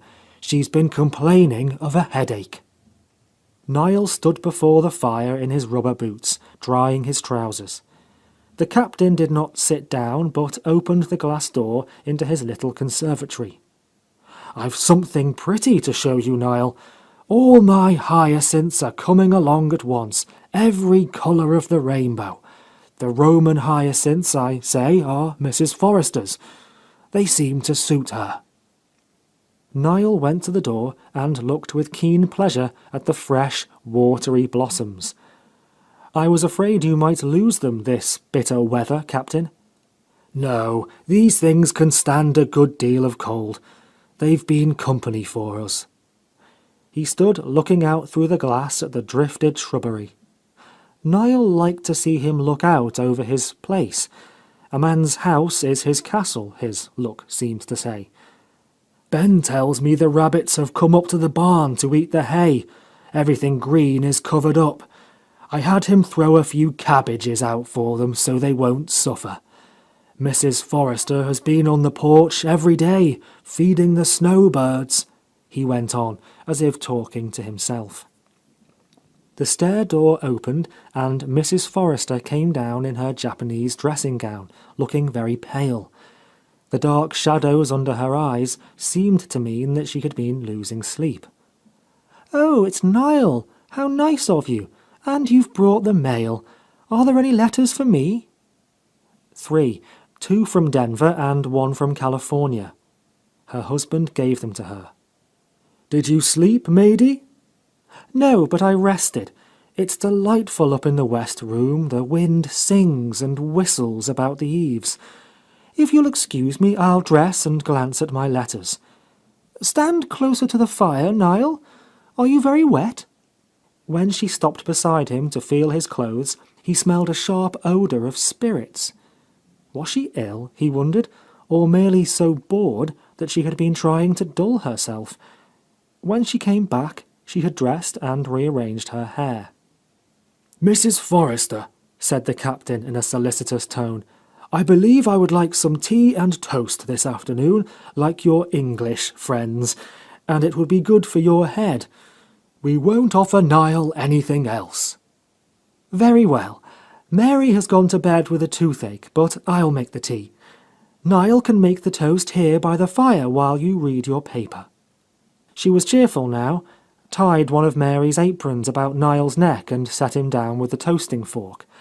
He noticed that the captain, as he read his paper, kept his eye on the sideboard with a certain watchfulness, and when his wife brought the tray with tea and no sherry, he seemed very much pleased.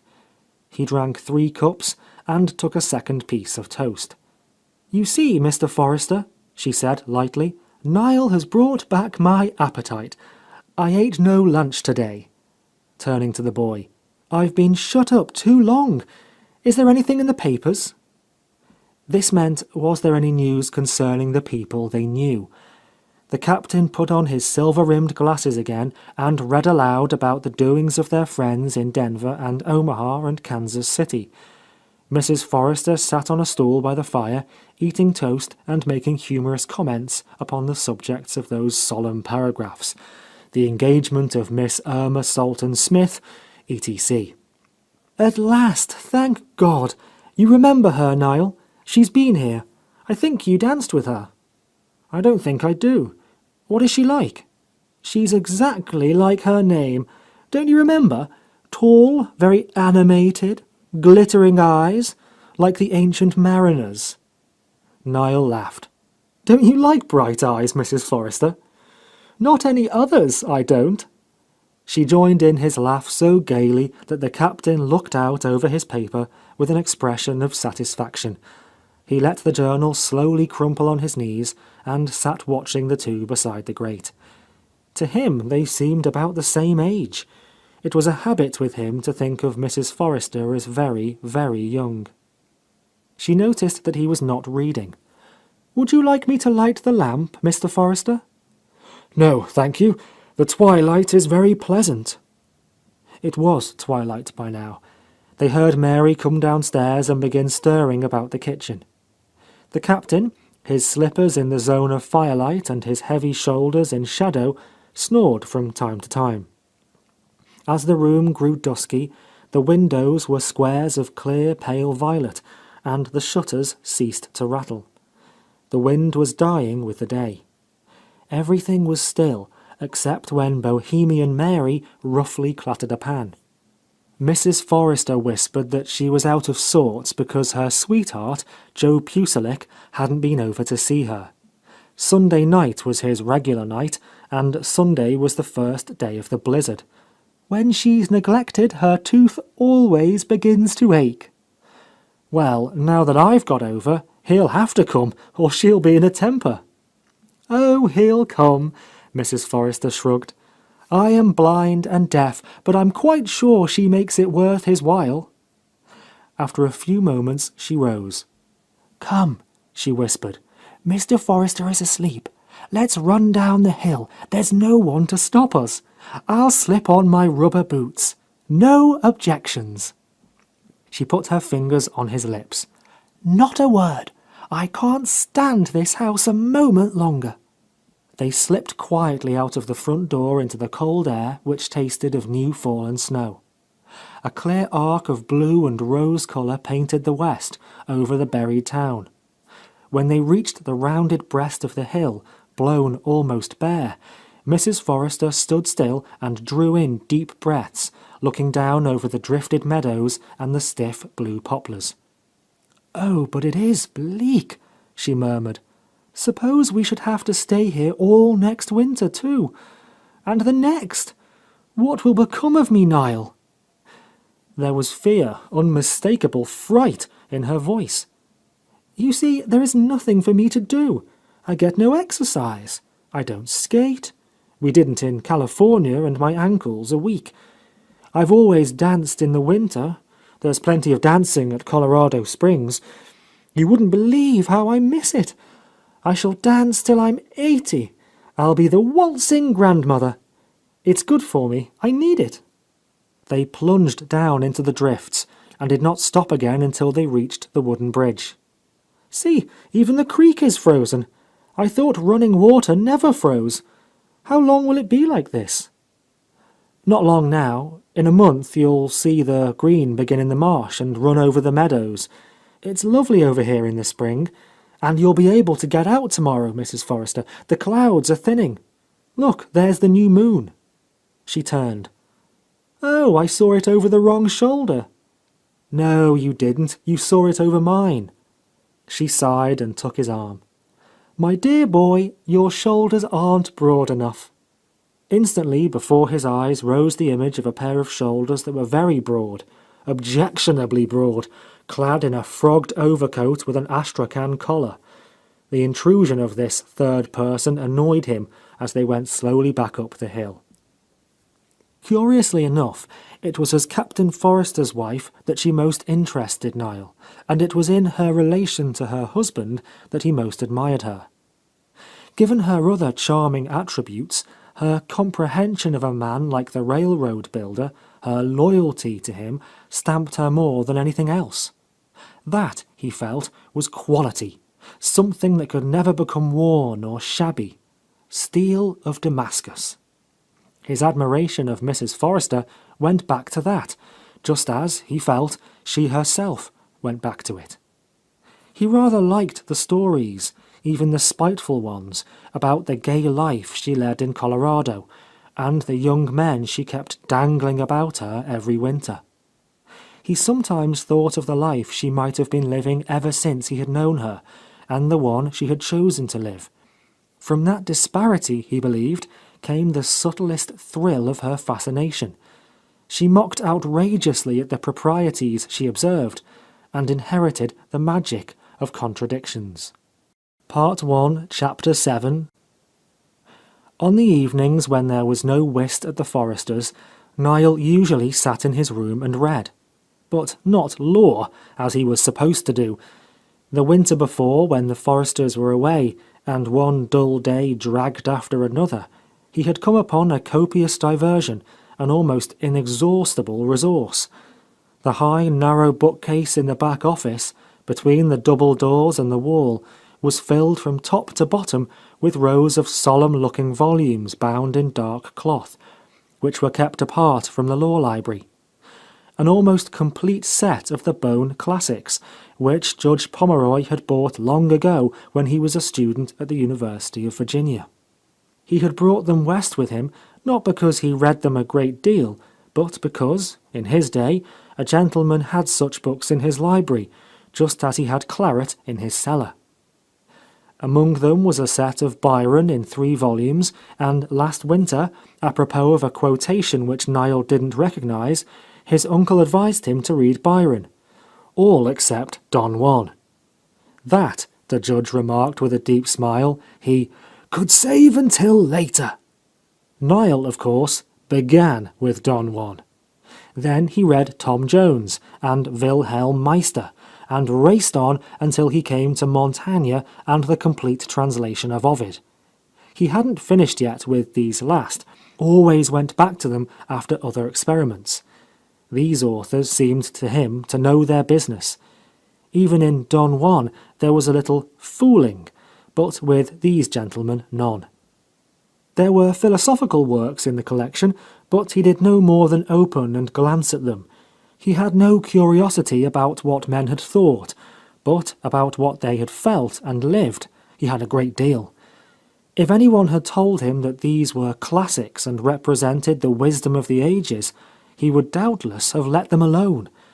But ever since he had first found them for himself, he had been living a double life, with all its guilty enjoyments. He read the Heroides over and over, and felt that they were the most glowing love stories ever told. He did not think of these books as something invented to beguile the idle hour, but as living creatures, caught in the very behaviour of living, surprised behind their misleading severity of form and phrase. He was eavesdropping upon the past, being let into the great world that had plunged and glittered and sumptuously sinned long before little western towns were dreamed of. Those rapt evenings beside the lamp gave him a long perspective, influenced his conception of the people about him, made him know just what he wished his own relations with these people to be. For some reason, his reading made him wish to become an architect. If the judge had left his bone library behind him in Kentucky, his nephew's life might have turned out differently. Spring came at last, and the Forrester place had never been so lovely. The captain spent long, happy days among his flowering shrubs, and his wife used to say to visitors, "Yes, you can see Mr. Forrester in a moment. I will send the English gardener to call him." Early in June, when the captain's roses were just coming on, his pleasant labours were interrupted. One morning an alarming telegram reached him. He cut it open with his garden shears, came into the house, and asked his wife to telephone for Judge Pomeroy. A savings bank, one in which he was largely interested, had failed in Denver. That evening the captain and his lawyer went west on the express. The judge, when he was giving Niall final instructions about the office business, told him he was afraid the captain was bound to lose a good deal of money. Mrs. Forrester seemed unaware of any danger. She went to the station to see her husband off, spoke of his errand merely as a business trip. Niall, however, felt a foreboding gloom. He dreaded poverty for her. She was one of the people who ought always to have money. Any retrenchment of their generous way of living would be a hardship for her, would be unfitting. She would not be herself in straitened circumstances. Niall took his meals at the town hotel. On the third day after Captain Forrester's departure, he was annoyed to find Frank Ellinger's name on the hotel register. Ellinger did not appear at supper, which meant, of course, that he was dining with Mrs. Forrester, and that the lady herself would get his dinner. She had taken the occasion of the captain's absence to let Bohemian Mary go to visit her mother on the farm for a week. Niall thought it was very bad taste in Ellinger to come to Sweetwater when Captain Forrester was away. He must know that it would stir up the gossips. Niall had meant to call on Mrs. Forrester that evening, but now he went back to the office instead. He read late, and after he went to bed, he slept lightly. He was awakened before dawn by the puffing of the switch engine down at the roundhouse. He tried to muffle his ears in the sheet and go to sleep again, but the sound of escaping steam for some reason excited him. He could not shut out the feeling that it was summer, and that the dawn would soon be flaming gloriously over the Foresters' Marsh.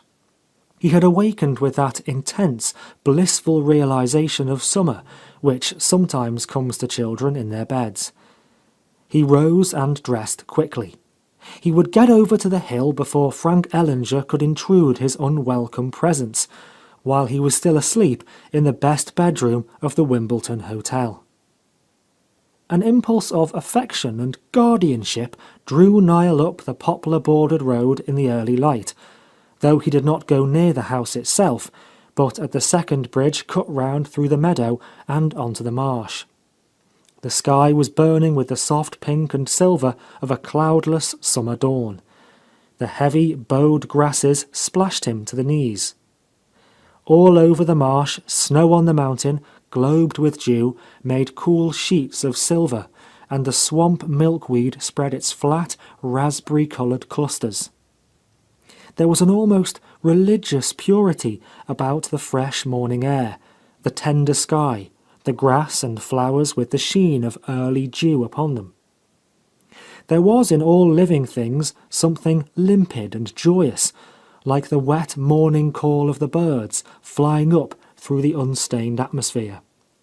Out of the saffron east, a thin yellow, wine-like sunshine began to gild the fragrant meadows and the glistening tops of the grove. Niall wondered why he did not often come over like this, to see the day before men and their activities had spoiled it, while the morning was still unsullied, like a gift handed down from the heroic ages. Under the bluffs that overhung the marsh, he came upon thickets of wild roses, with flaming buds just beginning to open. Where they had opened, their petals were stained with that burning rose colour which is always gone by noon, a dye made of sunlight and morning and moisture, so intense that it cannot possibly last, must fade like ecstasy. Niall took out his knife and began to cut the stiff stems, crowded with red thorns. He would make a bouquet for a lovely lady, a bouquet gathered off the cheeks of morning. These roses, only half awake, in the defencelessness of utter beauty. He would leave them just outside one of the French windows of her bedroom.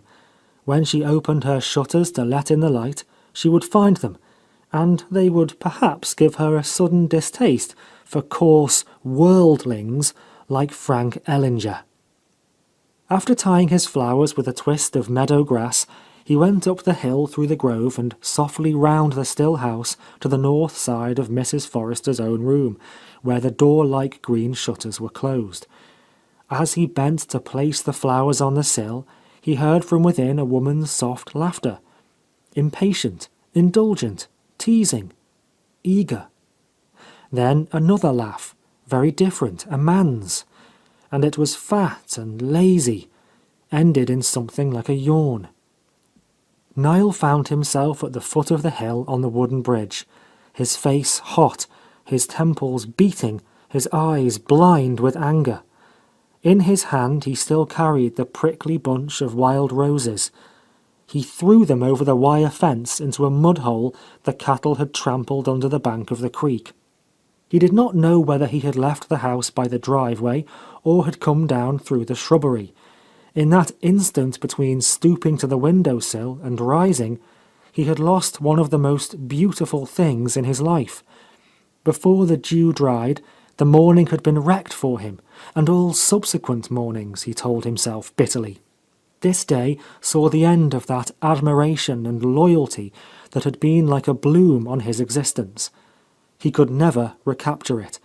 It was gone, like the morning freshness of the flowers. "Lilies that fester," he muttered, "lilies that fester smell far worse than weeds." Grace, variety, the lovely voice, the sparkle of fun and fancy in those dark eyes. All this was nothing. It was not a moral scruple she had outraged, but an aesthetic ideal. Beautiful women, whose beauty meant more than it said, was their brilliancy always fed by something coarse and concealed? Was that their secret? Part 1, Chapter 8. Niall met his uncle and Captain Forrester when they alighted from the morning train, and drove over to the house with them. The business on which they'd gone to Denver was not referred to until they were sitting with Mrs. Forrester in the front parlour. The windows were open, and the perfume of the mock orange and of June roses was blowing in from the garden. Captain Forrester introduced the subject, after slowly unfolding his handkerchief and wiping his forehead and his fleshy neck around his low collar. "Maidie," he said, not looking at her, "I've come home a poor man. It took about everything there was to square up. You'll have this place unencumbered, and my pension. That will be about all. The livestock will bring in something." Niall saw that Mrs. Forrester grew very pale, but she smiled and brought her husband his cigar stand. "Oh well, I expect we can manage, can't we?" "We can just manage. Not much more. I'm afraid Judge Pomeroy considers I acted foolishly." "Not at all, Mrs. Forrester," the judge exclaimed. "He acted just as I hope I would have done in his place. But I am an unmarried man. There were certain securities, government bonds, which Captain Forrester could have turned over to you, but it would have been at the expense of the depositors." "I've known men to do that," said the captain heavily, "but I never considered they paid their wives a compliment. If Mrs. Forrester is satisfied, I shall never regret my decision." For the first time, his tired, swollen eyes sought his wife's. "I never question your decisions in business, Mr. Forrester. I know nothing about such things." The captain put down the cigar he had taken but not lighted, rose with an effort, and walked over to the bay window, where he stood gazing out over his meadows. "The place looks very nice, Maidie," he said presently. "I see you've watered the roses. They need it, this weather." Now, if you'll excuse me, I'll lie down for a while. I did not sleep well on the train. Niall and the judge will stay for lunch." He opened the door into Mrs. Forrester's room and closed it behind him. Judge Pomeroy began to explain to Mrs. Forrester the situation they had faced in Denver. The bank, about which Mrs. Forrester knew nothing but its name, was one which paid good interest on small deposits. The depositors were wage earners, railroad employees, mechanics, and day labourers, many of whom had at some time worked for Captain Forrester. His was the only well-known name among the bank officers. It was the name which promised security and fair treatment to his old workmen and their friends. The other directors were promising young businessmen with many irons in the fire. But the judge said with evident chagrin they had refused to come up to the scratch and pay their losses like gentlemen. They claimed that the bank was insolvent, not through unwise investments or mismanagement, but because of a nationwide financial panic, a shrinking in values that no one could have foreseen. They argued that the fair thing was to share the loss with the depositors, to pay them 50 cents on the dollar, giving long-time notes for 25%, settling on a basis of 75%.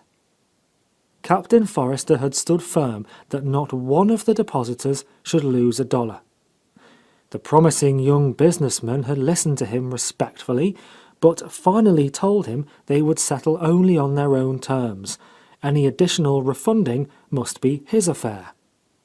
He sent to the vault for his private steel box, opened it in their presence, and sorted the contents on the table.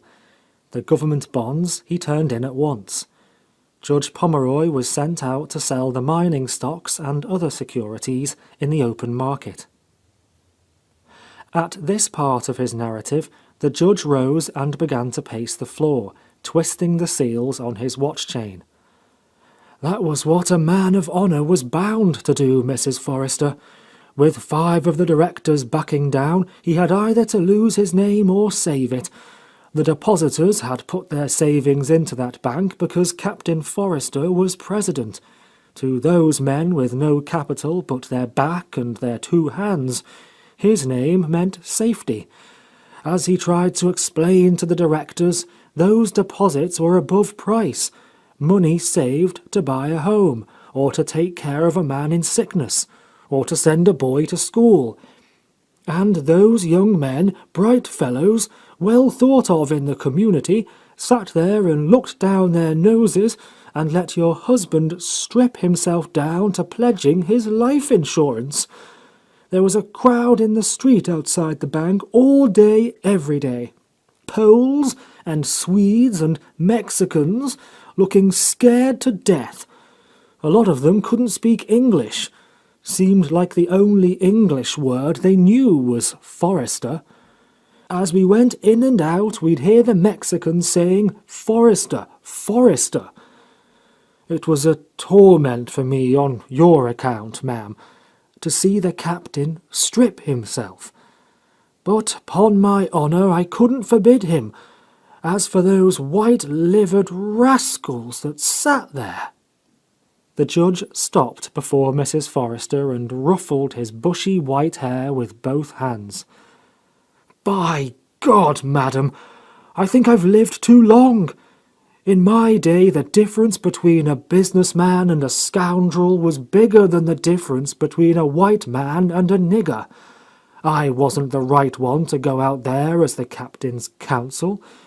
One of these smooth members of the bar, like Ivy Peters is getting ready to be, might have saved something for you out of the wreck.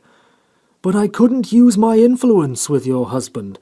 To that crowd outside the bank doors his name meant 100 cents on the dollar, and by God, they got it. I'm proud of him, ma'am. Proud of his acquaintance." It was the first time Niall had ever seen Mrs. Forrester flush. A quick pink swept over her face. Her eyes glistened with moisture. "You were quite right, Judge. I wouldn't for the world have had him do otherwise for me. He would never hold up his head again. You see, I know him." As she said this, she looked at Niall on the other side of the room, and her glance was like a delicate and very dignified rebuke to some discourtesy, though he was not conscious of having shown her any. When their hostess went out to see about lunch, Judge Pomeroy turned to his nephew. "Son, I'm glad you want to be an architect. I can't see any honourable career for a lawyer in this new business world that's coming up. Leave the law to boys like Ivy Peters and get into some clean profession. I wasn't the right man to go with Forrester." He shook his head sadly. "Will they really be poor?" "They'll be pinched. It's as he said, they've nothing left but this place." Mrs. Forrester returned and went to waken her husband for lunch.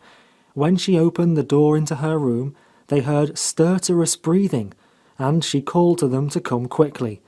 The captain was stretched upon his iron bed in the antechamber, and Mrs. Forrester was struggling to lift his head. "Quick, Niall!" she panted. "We must get pillows under him. Bring those from my bed." Niall gently pushed her away. Sweat poured from his face as he got his strength under the captain's shoulders. It was like lifting a wounded elephant. Judge Pomeroy hurried back to the sitting room and telephoned Dr. Dennison that Captain Forrester had had a stroke. A stroke could not finish a man like Daniel Forrester. He was kept in his bed for 3 weeks, and Niall helped Mrs. Forrester and Ben Keezer take care of him. Although he was at the house so much during that time, he never saw Mrs. Forrester alone, scarcely saw her at all, indeed. With so much to attend to, she became abstracted, almost impersonal. There were many letters to answer, gifts of fruit and wine and flowers to be acknowledged. Solicitous inquiries came from friends scattered all the way from the Missouri to the mountains.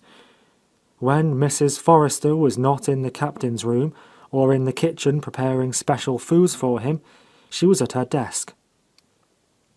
One morning, while she was seated there, a distinguished visitor arrived. Niall, waiting by the door for the letters he was to take to the post, saw a large red-whiskered man in a rumpled pongee suit and a Panama hat come climbing up the hill. Cyrus Dalzell, president of the Colorado and Utah, who had come over in his private car to inquire for the health of his old friend. Niall warned Mrs. Forrester, and she went to meet the visitor, just as he mounted the steps, wiping his face with a red silk bandana. He took both the lady's hands and exclaimed in a warm, deep voice, "Here she is, looking as fresh as a bride. May I claim an old privilege?" He bent his head and kissed her. "I won't be in your way, Marion," he said as they came into the house, "but I had to see for myself how he does, and how you do." Mr. Dalzell shook hands with Niall, and as he talked, he moved about the parlour clumsily and softly, like a brown bear. Mrs. Forrester stopped him to straighten his flowing yellow tie and pull down the back of his wrinkled coat. "It's easy to see that Kitty wasn't with you this morning when you dressed," she laughed. Thank you, my dear. I've got a green porter down there and he doesn't seem to realize the extent of his duties. No, Kitty wanted to come, but we have 2 giddy nieces out from Portsmouth visiting us, and she felt she couldn't. I just had my car hitched onto the tail of the Burlington Flyer and came out myself. Now, tell me about Daniel. Was it a stroke?" Mrs. Forrester sat down on the sofa beside him and told him about her husband's illness, while he interrupted with sympathetic questions and comments, taking her hand between his large, soft palms and patting it affectionately. "And now I can go home and tell Kitty that he will soon be as good as ever, and that you look like you were going to lead the ball tonight. You whisper to Daniel that I've got a couple cases of port down in my car that will build him up faster than anything the doctors give him. And I've brought along a dozen sherry for a lady that knows a thing or two about wines. And next winter, You're both coming out to stay with us at the Springs, for a change of air." Mrs. Forrester shook her head gently. "Oh, that, I'm afraid, is a pretty dream. But we'll dream it anyway." Everything about her had brightened since Cyrus Dalzell came up the hill. Even the long garnet earrings beside her cheeks seemed to flash with a deeper colour, Niall thought. She was a different woman from the one who sat there writing half an hour ago. Her fingers, as they played on the sleeve of the pongee coat, were light and fluttery as butterfly wings. "No dream at all, my dear. Kitty has arranged everything. You know how quickly she thinks things out. I'm to come for you in my car. We'll get my old porter Jim as a valet for Daniel, and you can just play around and put fresh life into us all. We saw last winter that we couldn't do anything without our Lady Forrester. Nothing came off right without her. If we had a party, we sat down afterward and wondered what in hell we'd had it for. Oh no, we can't manage without you." Tears flashed into her eyes. "That's very dear of you. It's sweet to be remembered when one is away." In her voice there was the heart-breaking sweetness one sometimes hears in lovely, gentle old songs. Part 1, Chapter 9. After 3 weeks, the captain was up and around again. He dragged his left foot, and his left arm was uncertain. Though he recovered his speech, it was thick and clouded. Some words he could not pronounce distinctly, slid over them, dropped out a syllable. Therefore he avoided talking even more than was his habit. The doctor said that unless another brain lesion occurred, he might get on comfortably for some years yet. In August, Niall was to go to Boston to begin coaching for his entrance examinations at the Massachusetts Institute of Technology, where he meant to study architecture. He put off bidding the Forresters goodbye until the very day before he left. His last call was different from any he had ever made there before. Already they began to treat him like a young man. He sat rather stiffly in that parlour where he had been so much at home. The captain was in his big chair in the bay window, in the full glow of the afternoon sun, saying little, but very friendly. Mrs. Forrester, on the sofa in the shadowy corner of the room, talked about Niall's plans and his journey. "Is it true that Mary is going to marry Puselic this fall?" he asked her. "Who will you get to help you?" "No one for the present. Ben will do all I can't do. Never mind us. We will pass a quiet winter like an old country couple, as we are," she said lightly. Niall knew that she faced the winter with terror, but he had never seen her more in command of herself, or more the mistress of her own house than now, when she was preparing to become the servant of it. He had the feeling, which she never used to have, that her lightness cost her something. "Don't forget us, but don't mope. Make lots of new friends. You'll never be 20 again. Take a chorus girl out to supper. A pretty one, mind. Don't bother about your allowance. If you got into a scrape, we could manage a little cheque to help you out. Couldn't we, Mr. Forrester?"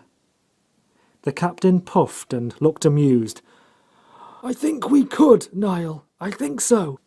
Niall said he couldn't. He hadn't finished packing and he was leaving on the morning train. "Then we must have a little something before you go." Captain Forrester rose heavily with the aid of his cane and went into the dining room. He brought back the decanter and filled 3 glasses with ceremony. Lifting his glass, he paused, as always, and blinked. "Happy days!" "Happy days!" echoed Mrs. Forrester with her loveliest smile. "And every success to Niall." Both the captain and his wife came to the door with him and stood there on the porch together, where he had so often seen them stand to speed the parting guest. He went down the hill touched and happy. As he passed over the bridge, his spirits suddenly fell. Would that chilling doubt always lie in wait for him, down there in the mud, where he had thrown his roses one morning? He burned to ask her one question, to get the truth out of her and set his mind at rest. What did she do with all her exquisiteness when she was with a man like Ellinger? Where did she put it away? And having put it away, how could she recover herself and give even him, the sense of tempered steel, a blade that could fence with anyone and never break? Part 2, Chapter 1. It was 2 years before Niall Herbert came home again, and when he came, the first acquaintance he met was Ivy Peters. Ivy got on the train at one of the little stations east of Sweetwater, where he had been trying a case. As he strolled through the Pullman, he noticed among the passengers a young man in a grey flannel suit, with a silk shirt of one shade of blue and a necktie of another. After regarding this urban figure from the rear for a few seconds, Ivy glanced down at his own clothes with gloating satisfaction. It was a hot day in June, but he wore the black felt hat and ready-made coat of winter weight he had always affected as a boy. He stepped forward, his hands thrust in his pockets. "Hello, Niall. Thought I couldn't be mistaken." Niall looked up and saw the red, bee-stung face with its 2 permanent dimples smiling down at him in contemptuous jocularity. "Hello, Ivy. I couldn't be mistaken in you either." "Coming home to go into business?" Niall replied that he was coming only for the summer vacation. "Oh, you're not through school yet. I suppose it takes longer to make an architect than it does to make a shyster. Just as well. There's not much building going on in Sweetwater these days. You'll find a good many changes." "Won't you sit down?" Niall indicated the neighbouring chair. "You're practicing law?" "Yes, along with a few other things. Have to keep more than one iron in the fire to make a living with us. I farm a little on the side. I rent that meadow land on the Forrester place. I've drained the old marsh and put it into wheat. My brother John does the work and I boss the job. It's quite profitable. I pay them a good rent, and they need it. I doubt if they could get along without. Their influential friends don't seem to help them out much. Remember all those chesty old boys the captain used to drive about in his Democrat wagon and ship in barrels of bourbon for? Great deal of bluff about all those old-timers.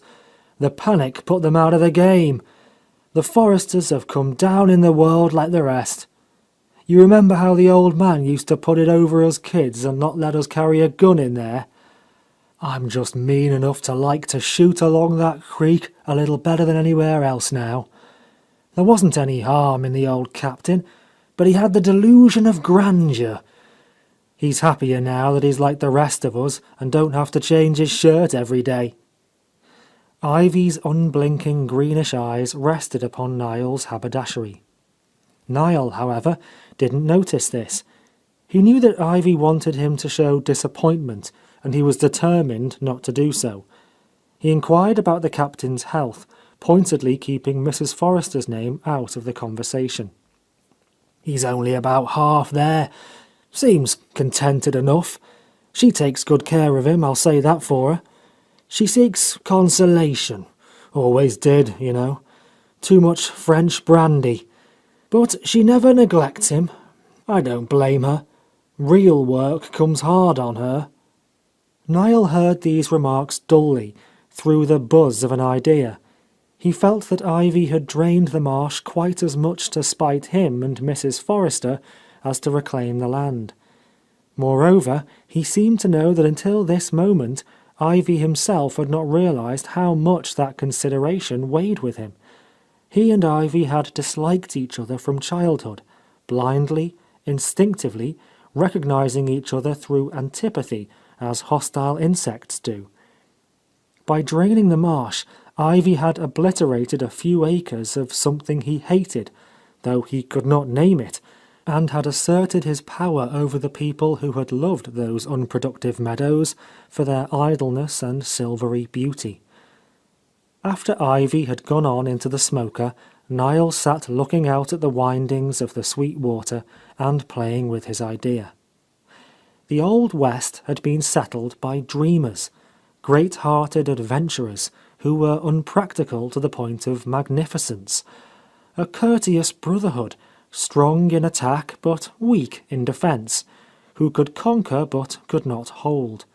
Now all the vast territory they had won was to be at the mercy of men like Ivy Peters, who had never dared anything, never risked anything.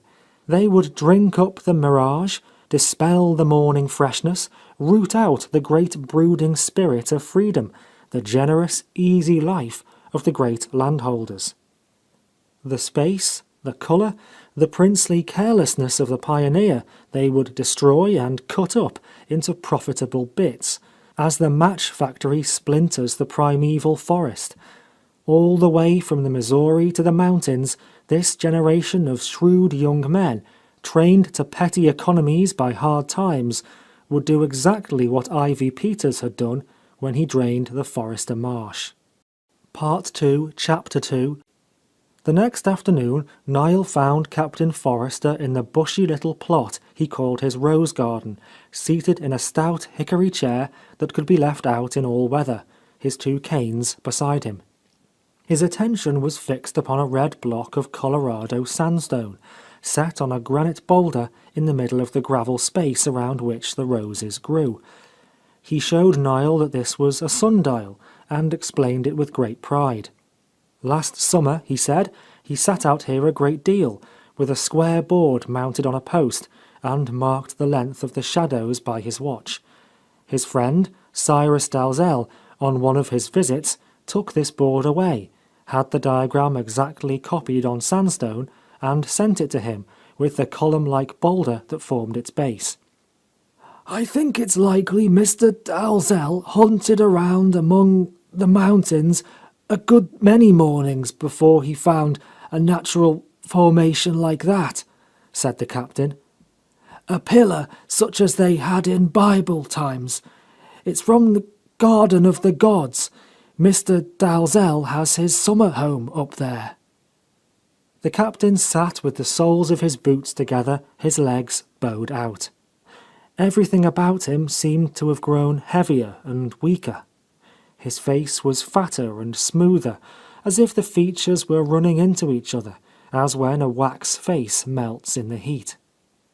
An old Panama hat, burned yellow by the sun, shaded his eyes. His brown hands lay on his knees, the fingers well apart, nerveless. His moustache was the same straw colour. Niall remarked to him that it had grown no greyer. The captain touched his cheek with his palm. "Mrs. Forrester shaved me for a while. She did it very nicely, but I didn't like to have her do it. Now I use one of these safety razors. I can manage if I take my time. The barber comes over once a week. Mrs. Forrester is expecting you, Niall. She's down in the grove. She goes down there to rest in the hammock." Niall went round the house to the gate that gave into the grove. From the top of the hill he could see the hammock slung between 2 cottonwoods, in the low glade at the farther end, where he had fallen the time he broke his arm. The slender white figure was still, and as he hurried across the grass, he saw that a white garden hat lay over her face. He approached quietly, and was just wondering if she were asleep, when he heard a soft, delighted laugh, and with a quick movement she threw off the lace hat through which she had been watching him. He stepped forward and caught her suspended figure, hammock and all, in his arms. How light and alive she was, like a bird caught in a net. If only he could rescue her and carry her off like this, off the earth of sad, inevitable periods, away from age, weariness, adverse fortune. She showed no impatience to be released, but lay laughing up at him with that gleam of something elegantly wild, something fantastic and tantalizing, seemingly so artless, really the most finished artifice. She put her hand under his chin as if he were still a boy. "And how handsome he's grown! Isn't the old judge proud of you? He called me up last night and began sputtering, 'It's only fair to warn you, ma'am, that I've a very handsome boy over here.' As if he hadn't known you would be. And now you're a man and have seen the world. Well, what have you found in it?" "Nothing so nice as you, Mrs. Forrester." "Nonsense! You have sweethearts?" "Perhaps." "Are they pretty?" "Why they? Isn't one enough?" "One is too many. I want you to have half a dozen, and still save the best for us. One would take everything. If you had her, you would not have come home at all. I wonder if you know how we've looked for you." She took his hand and turned a seal ring about on his little finger absently. "Every night for weeks, when the lights of the train came swinging in down below the meadows, I've said to myself, 'Niall is coming home. There's that to look forward to.'"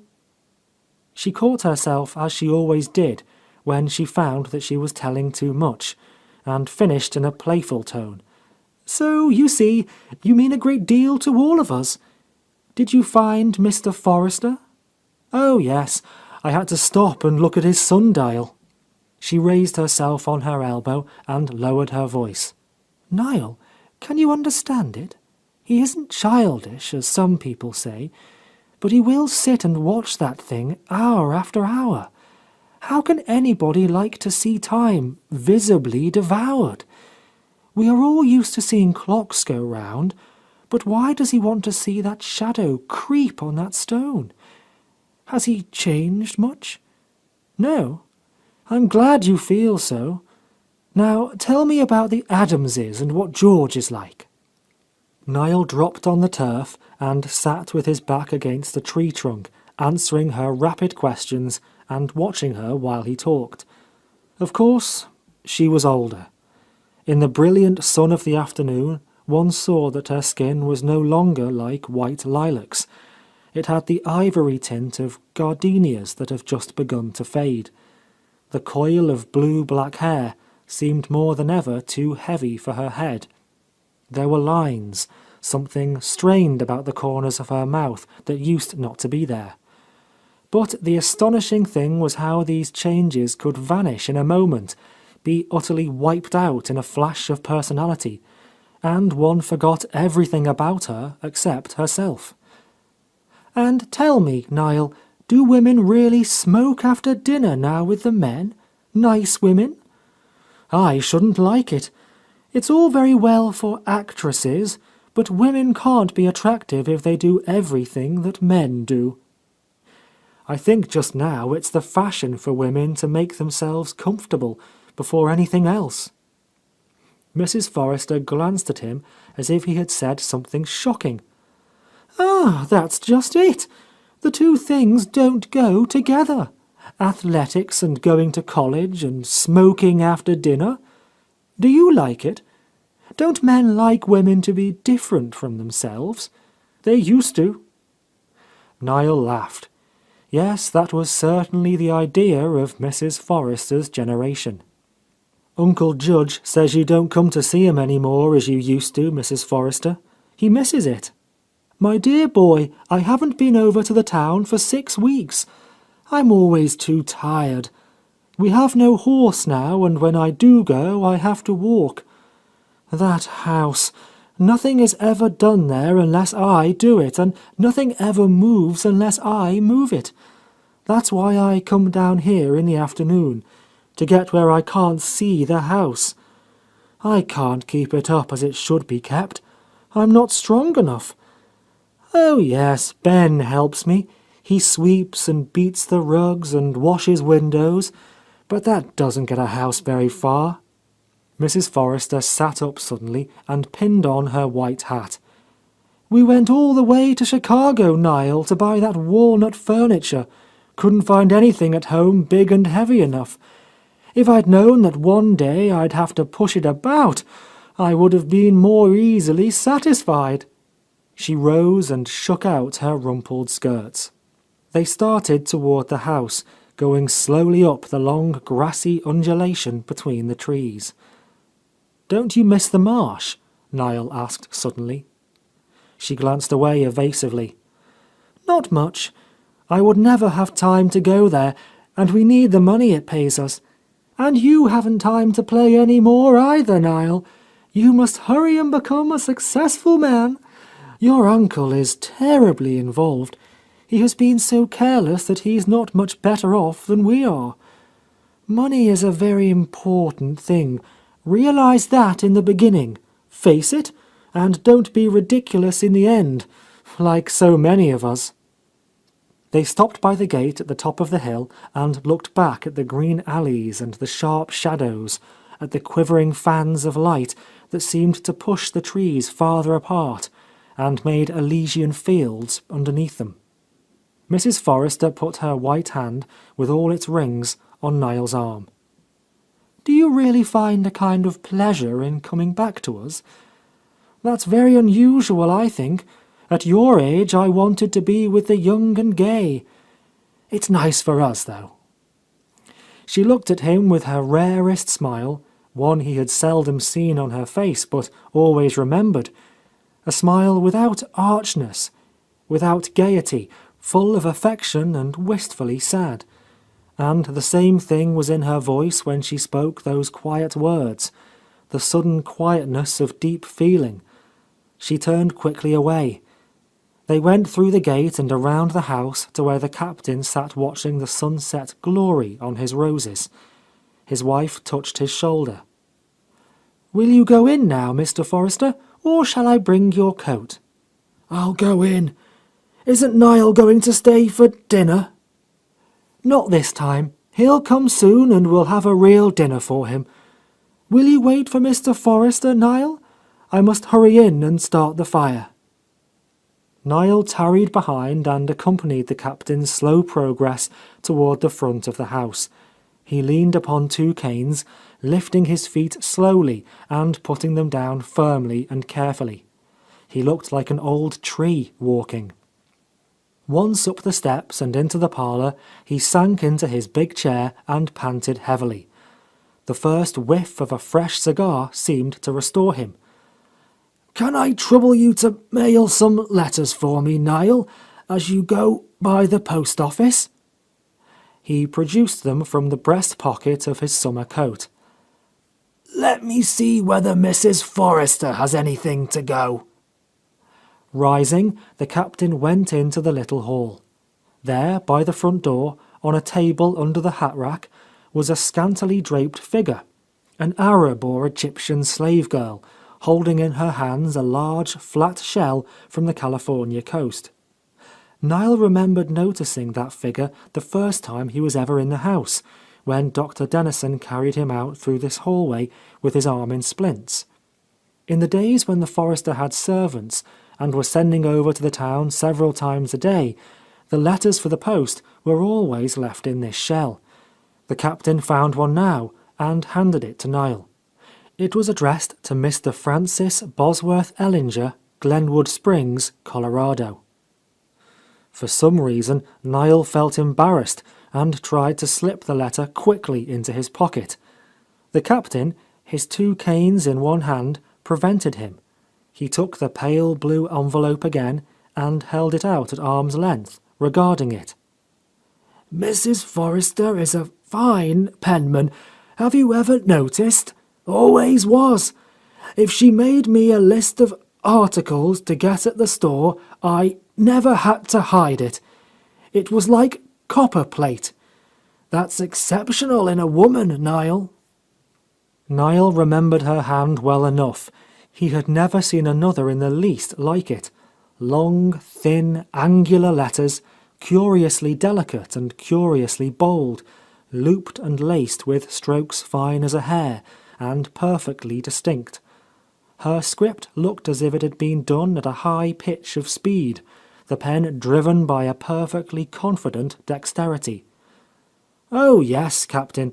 I'm never able to take any letters for Mrs. Forrester without looking at them. No one could forget her writing." "Yes, it's very exceptional." The captain gave him the envelope and with his canes went slowly toward his big chair. Niall had often wondered just how much the captain knew. Now, as he went down the hill, he felt sure that he knew everything, more than anyone else, all there was to know about Marion Forrester. Part 2, Chapter 3. Niall had planned to do a great deal of reading in the Forresters' Grove that summer, but he did not go over so often as he had intended. The frequent appearance of Ivy Peters about the place irritated him. Ivy visited his new wheat fields on the bottom land very often, and he always took the old path that led from what was once the marsh up the steep bank and through the grove. He was likely to appear at any hour, his trousers stuffed into his top boots, tramping along between the rows of trees with an air of proprietorship. He shut the gate behind the house with a slam and went whistling through the yard. Often he stopped at the kitchen door to call out some pleasantry to Mrs. Forrester. This annoyed Niall, for at that hour of the morning, when she was doing her housework, Mrs. Forrester was not dressed to receive her inferiors. It was one thing to greet the president of the Colorado and Utah en dishabille, but it was another to chatter with a coarse-grained fellow like Ivy Peters in her wrapper and slippers, her sleeves rolled up and her throat bare to his cool, impudent eyes. Sometimes Ivy strode through the rose plot where Captain Forrester was sitting in the sun, went by without looking at him, as if there were no one there. If he spoke to the captain at all, he did so as if he were addressing someone incapable of understanding anything. "Hello, Captain. Ain't afraid this sun will spoil your complexion?" Or, "Well, Captain, you'll have to get the prayer meetings to take up this rain question. The drought's damned bad for my wheat." One morning, as Niall was coming up through the grove, he heard laughter by the gate, and there he saw Ivy, with his gun, talking to Mrs. Forrester. She was bareheaded, her skirts blowing in the wind, her arm through the handle of a big tin bucket that rested on the fence beside her. Ivy stood with his hat on his head, but there was in his attitude that unmistakable something which shows that a man is trying to make himself agreeable to a woman. He was telling her a funny story, probably an improper one, for it brought out her naughtiest laugh, with something nervous and excited in it, as if he were going too far. At the end of his story, Ivy himself broke into his farmhand guffaw. Mrs. Forrester shook her finger at him and, catching up her pail, ran back into the house. She bent a little with its weight, but Ivy made no offer to carry it for her. He let her trip away with it as if she were a kitchen maid, and that were her business. Niall emerged from the grove and stopped where the captain sat in the garden. "Good morning, Captain Forrester. Was that Ivy Peters who just went through here? That fellow hasn't the manners of a pig," he blurted out. The captain pointed to Mrs. Forrester's empty chair. "Sit down, Niall, sit down." He drew his handkerchief from his pocket and began polishing his glasses. "No," he said quietly, "he ain't overly polite." More than if he had complained bitterly, that guarded admission made one feel how much he had been hurt and offended by Ivy's rudeness. There was something very sad in his voice, and helpless. From his equals, respect had always come to him as his due. From fellows like Ivy, he had been able to command it, to order them off his place, or dismiss them from his employ. Niall sat down and smoked a cigar with him. They had a long talk about the building of the Black Hills branch of the Burlington. In Boston last winter, Niall had met an old mine owner who was living in Deadwood when the railroad first came in. When Niall asked him if he had known Daniel Forrester, the old gentleman said, "Forrester? Was he the one with the beautiful wife?" "You must tell her," said the captain, stroking the warm surface of his sundial. "Yes, indeed, you must tell Mrs. Forrester." One night in the first week of July, a night of glorious moonlight, Niall found himself unable to read, or to stay indoors at all. He walked aimlessly down the wide, empty street and crossed the first creek by the footbridge.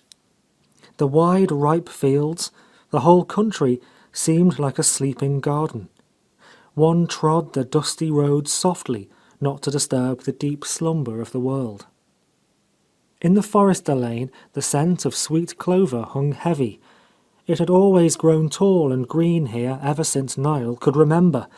The captain would never let it be cut until the weeds were mowed in the fall. The black, plume-like shadows of the poplars fell across the lane and over Ivy Peters' wheat fields. As he walked on, Niall saw a white figure standing on the bridge over the second creek, motionless in the clear moonlight. He hurried forward. Mrs. Forrester was looking down at the water where it flowed bright over the pebbles. He came up beside her. "The captain is asleep?" "Oh, yes, long ago. He sleeps well, thank heaven. After I took him in, I have nothing more to worry about." While they were standing there, talking in low voices, they heard a heavy door slam on the hill. Mrs. Forrester started and looked back over her shoulder. A man emerged from the shadow of the house and came striding down the driveway. Ivy Peters stepped upon the bridge. "Good evening," he said to Mrs. Forrester, neither calling her by name nor removing his hat. "I see you have company. I've just been up looking at the old barn to see if the stalls are fit to put horses in there tomorrow. I'm going to start cutting wheat in the morning, and we'll have to put the horses in your stable at noon. We'd lose time taking them back to town." "Why, certainly. The horses can go in our barn. I'm sure Mr. Forrester would have no objection." She spoke as if he had asked her permission. "Oh," Ivy shrugged. "The men will begin down here at 6 o'clock. I won't get over till about 10, and I have to meet a client at my office at 3. Maybe you could give me some lunch to save time." His impudence made her smile.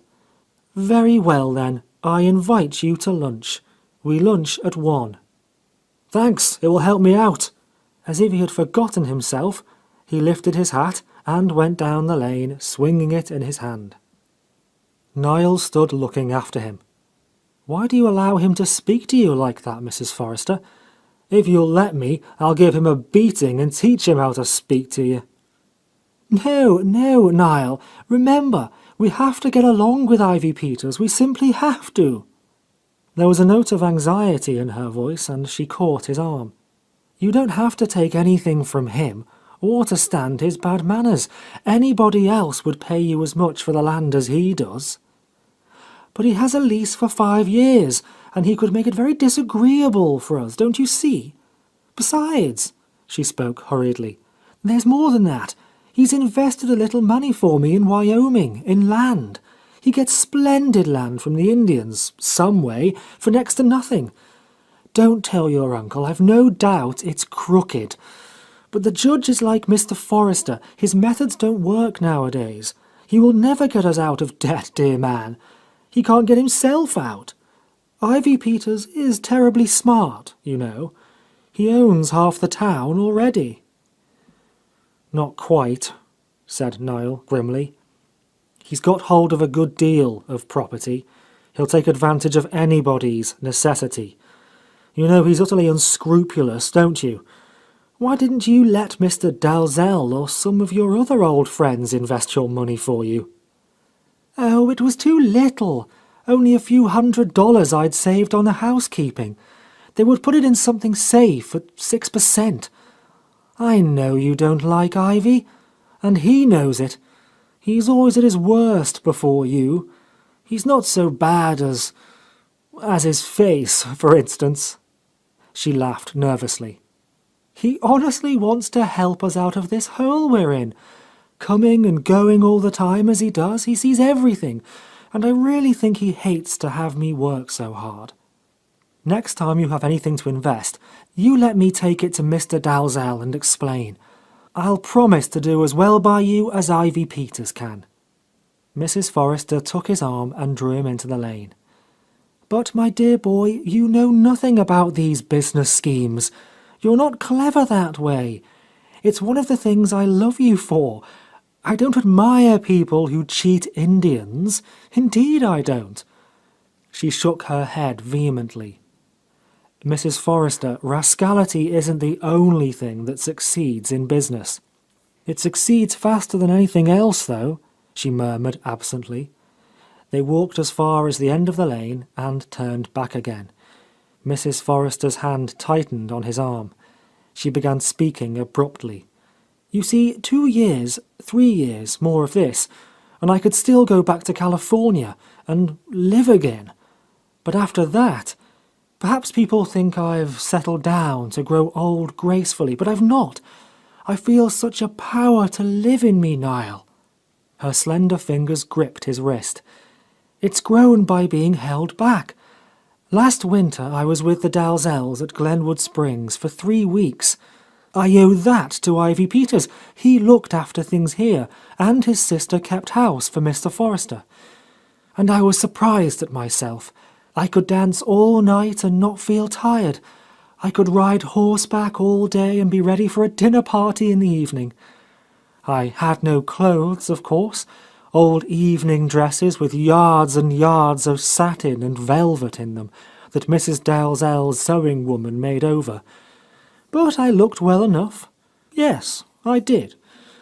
I always know how I'm looking, and I looked well enough. The men thought so. I looked happier than any woman there.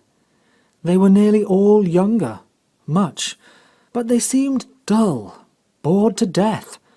After a glass or two of champagne, they went to sleep and had nothing to say. I always look better after the first glass. It gives me a little colour. It's the only thing that does. I accepted the Dalzells' invitation with a purpose.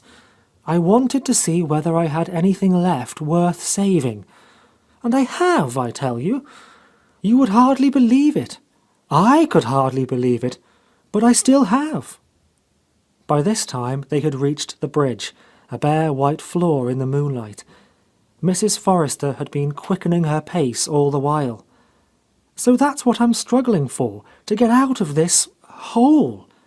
She looked about as if she had fallen into a deep well. "Out of it! When I'm alone here for months together, I plan and plot. If it weren't for that—" As Niall walked back to his room behind the law offices, he felt frightened for her. When women began to talk about still feeling young, didn't it mean that something had broken? 2 or 3 years, she said. He shivered. Only yesterday old Dr. Dennison had proudly told him that Captain Forrester might live a dozen. "We are keeping his general health up remarkably, and he was originally a man of iron." What hope was there for her? He could still feel her hand upon his arm as she urged him faster and faster up the lane. Part 2, Chapter 4.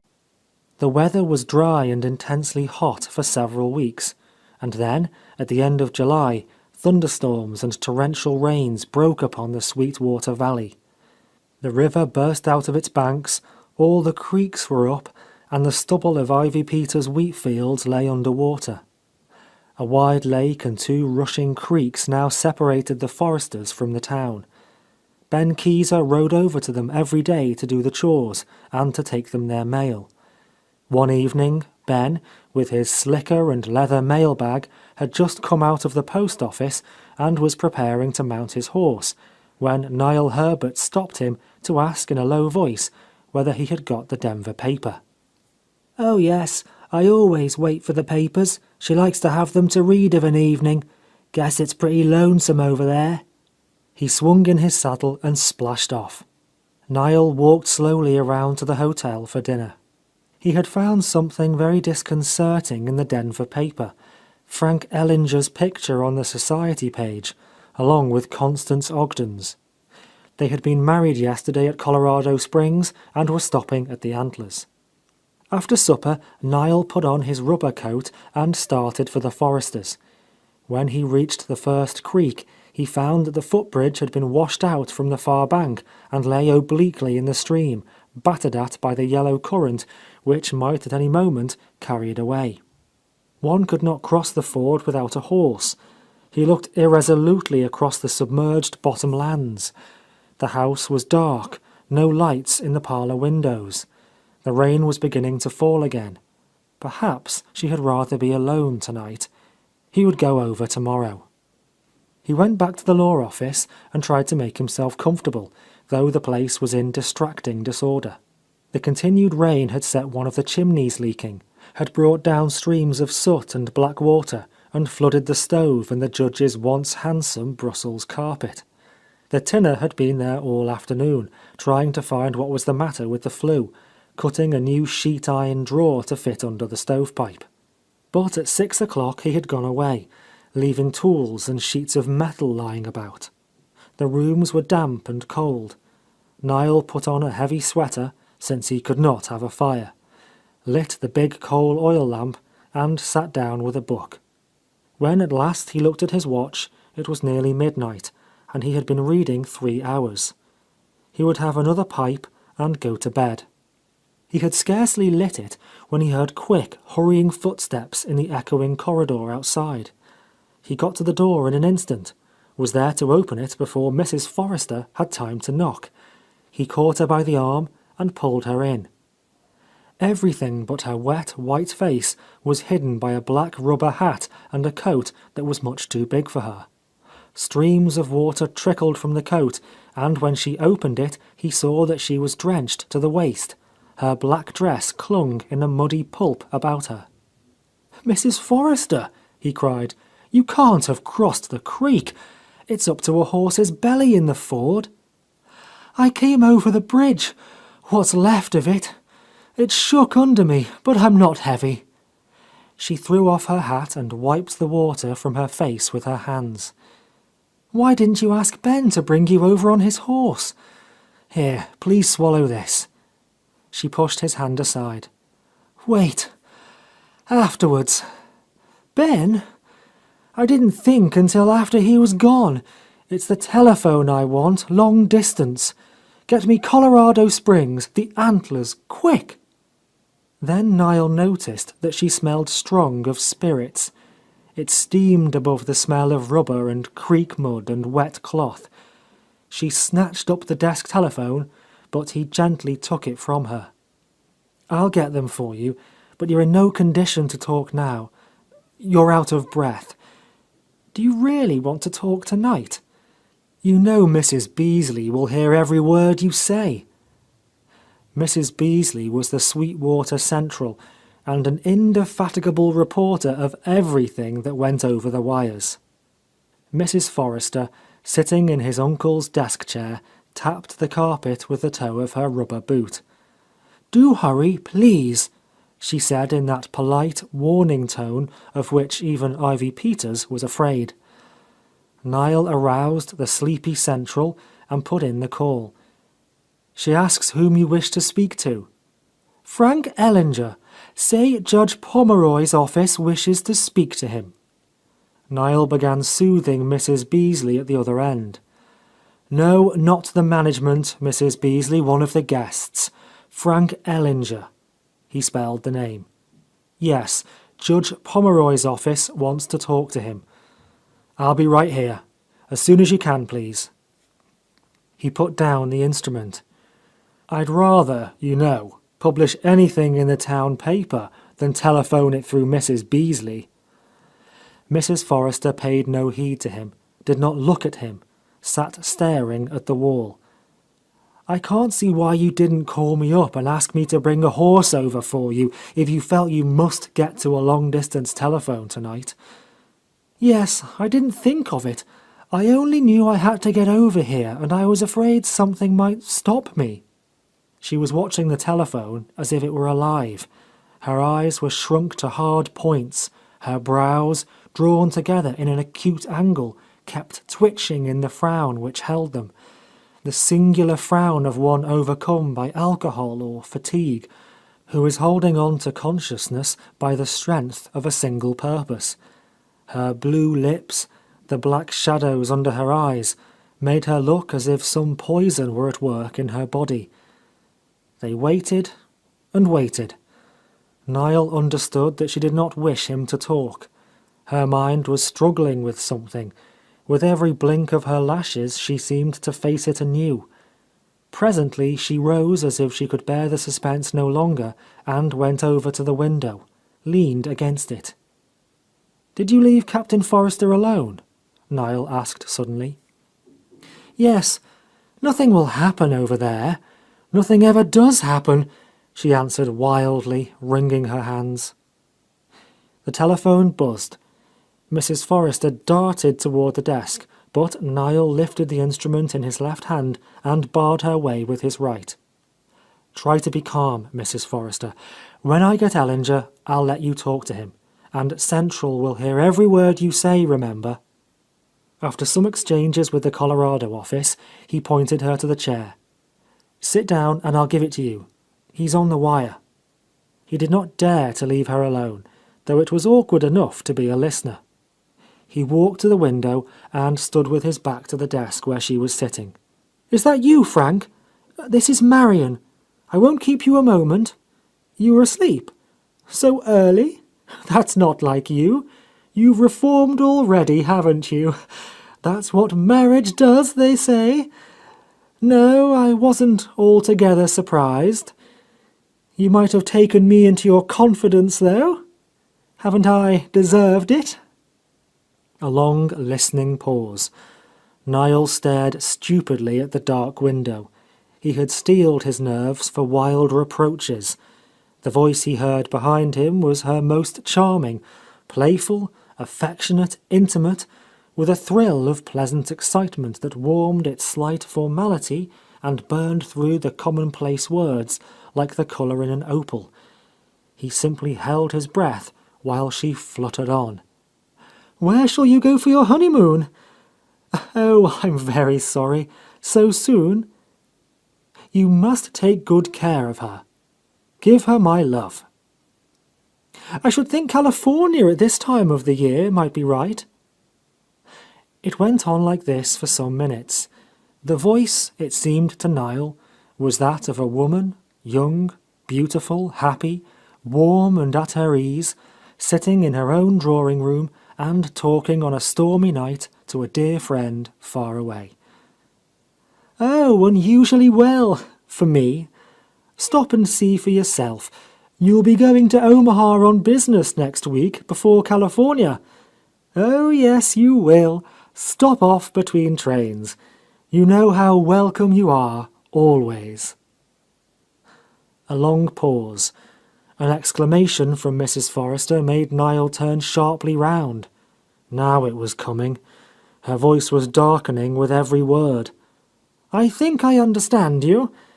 You are not speaking from your own room? What, from the office booth? Oh, then I understand you very well indeed." Niall looked about in alarm. It was time to stop her, but how? The voice went on. "Play safe? When have you ever played anything else? You know, Frank, the truth is that you're a coward, a great hulking coward. Do you hear me? I want you to hear. You've got a safe thing at last, I should think, safe and pasty. How much stock did you get with it? A big block, I hope? Now, let me tell you the truth. I don't want you to come here. I never want to see you again while I live, and I forbid you to come and look at me when I'm dead. I don't want your hateful eyes to look at my dead face. Do you hear me? Why don't you answer me? Don't dare to hang up the receiver, you coward! Oh, you big... Frank, say something. Oh, he's shut me off. I can't hear him." She flung the receiver down, dropped her head on the desk, and broke into heavy, groaning sobs. Niall stood over her and waited with composure. For once, he had been quick enough. He had saved her. The moment that quivering passion of hatred and wrong leapt into her voice, he had taken the big shears left by the tinner and cut the insulated wire behind the desk. Her reproaches had got no farther than this room. When the sobs ceased, he touched her shoulder. He shook her, but there was no response. She was asleep, sunk in a heavy stupor. Her hands and face were so cold that he thought there could not be a drop of warm blood left in her body. He carried her into his room, cut off her drenched clothing, wrapped her in his bathrobe, and put her into his own bed. She was absolutely unconscious. He blew out the light, locked her in, and left the building, going as fast as he could to Judge Pomeroy's cottage. He roused his uncle and briefly explained the situation. "Can you dress and go down to the office for the rest of the night, Uncle Judge? Someone must be with her. And I'll get over to the captain at once. He certainly oughtn't to be left alone. If she could get across the bridge, I guess I can. By the way, she began talking wild, and I cut the telephone wire behind your desk, so keep an eye on it. It might make trouble on a stormy night like this. I'll get a livery hack and take Mrs. Forrester home in the morning before the town is awake." When daylight began to break, Niall went into Captain Forrester's room and told him that his wife had been sent for in the night to answer a long-distance telephone call and that now he was going to bring her home.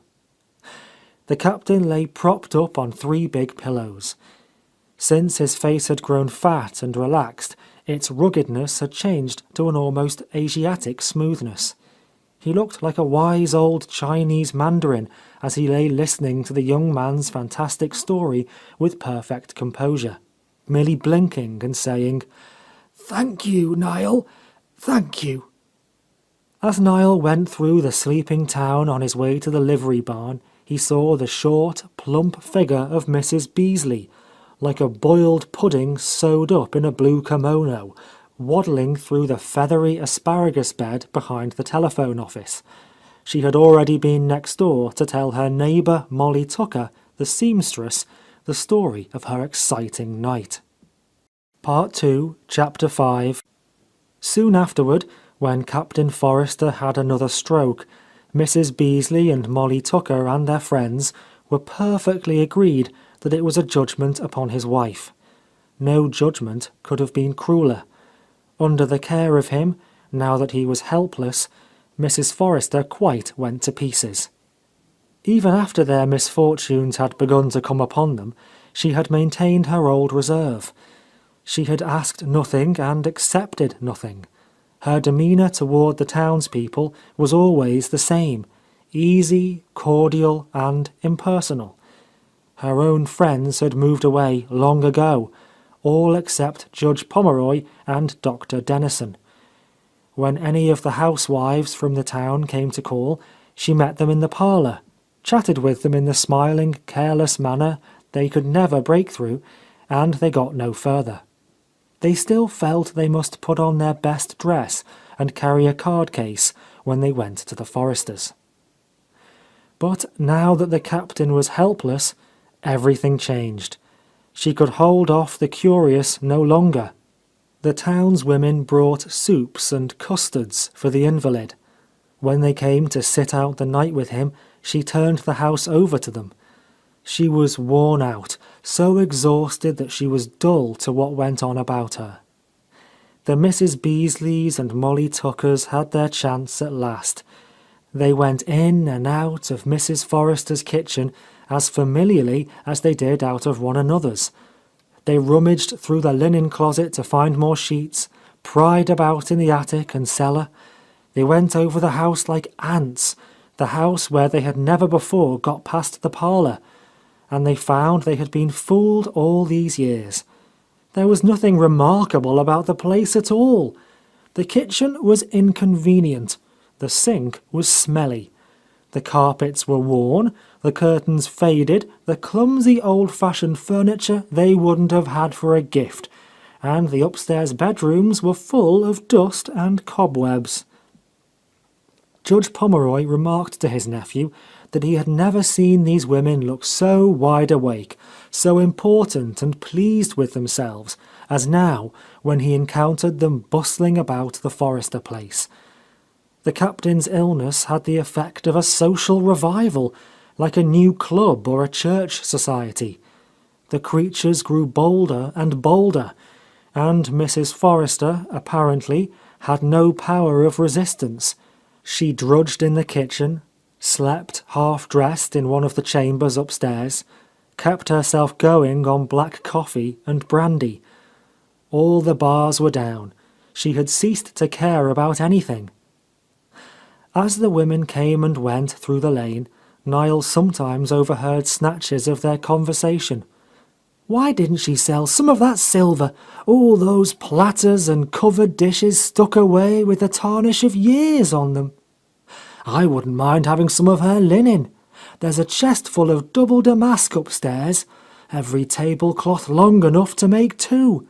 Did you ever see anything like the wine glasses? I'll bet there's not as many in both saloons put together.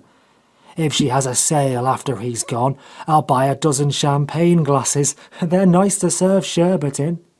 There are 9 dozen glasses, said Molly Tucker, counting them for beer and whiskey. If there is a sale, I've a mind to bid in a double of them green ones with long stems for mantel ornaments. But she'll never sell 'em all unless she can get the saloons to take 'em. Ed Elliott's mother laughed. She'll never sell 'em as long as she's got anything to put in 'em. The cellar will go dry some day. I guess there's always plenty that will get it for such as her. I never go there now that I don't smell it on her. I went over late the other night, and she was on her knees washing up the kitchen floor. Her eyes were glassy. She kept washing the place around the icebox over and over, till it made me nervous. I said, Mrs. Forrester, I think you've washed that place several times already. Was she confused? Not a particle. She laughed and said she was often absent-minded. Mrs. Elliott's companions laughed too, and agreed that absent-minded was a good expression. Niall repeated this conversation to his uncle. Uncle, he declared, I don't see how I can go back to Boston and leave the Forresters. I'd like to chuck school for a year and see them through. I want to go over there and clear those gossips out. Could you stay at the hotel for a few weeks and let me have Black Tom? With him to help me, I'd send every one of those women trotting down the lane. It was arranged quietly and at once. Tom was put in the kitchen, and Niall himself took charge of the nursing. He met the women with firmness. They were very kind, but now nothing was needed. The doctor had said the house must be absolutely quiet and that the invalid must see no one. Once the house was tranquil, Mrs. Forrester went to bed and slept for the better part of a week. The captain himself improved. On his good days, he could be put in a wheelchair and rolled out into his garden to enjoy the September sunlight and the last of his briar roses. "Thank you, Niall. Thank you, Tom," he often said when they lifted him into his chair. "I value this quiet very highly."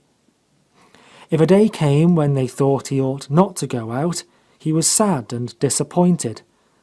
"Better get him out no matter what," said Mrs. Forrester. "He likes to look at his place. That and his cigar are the only pleasures he has left."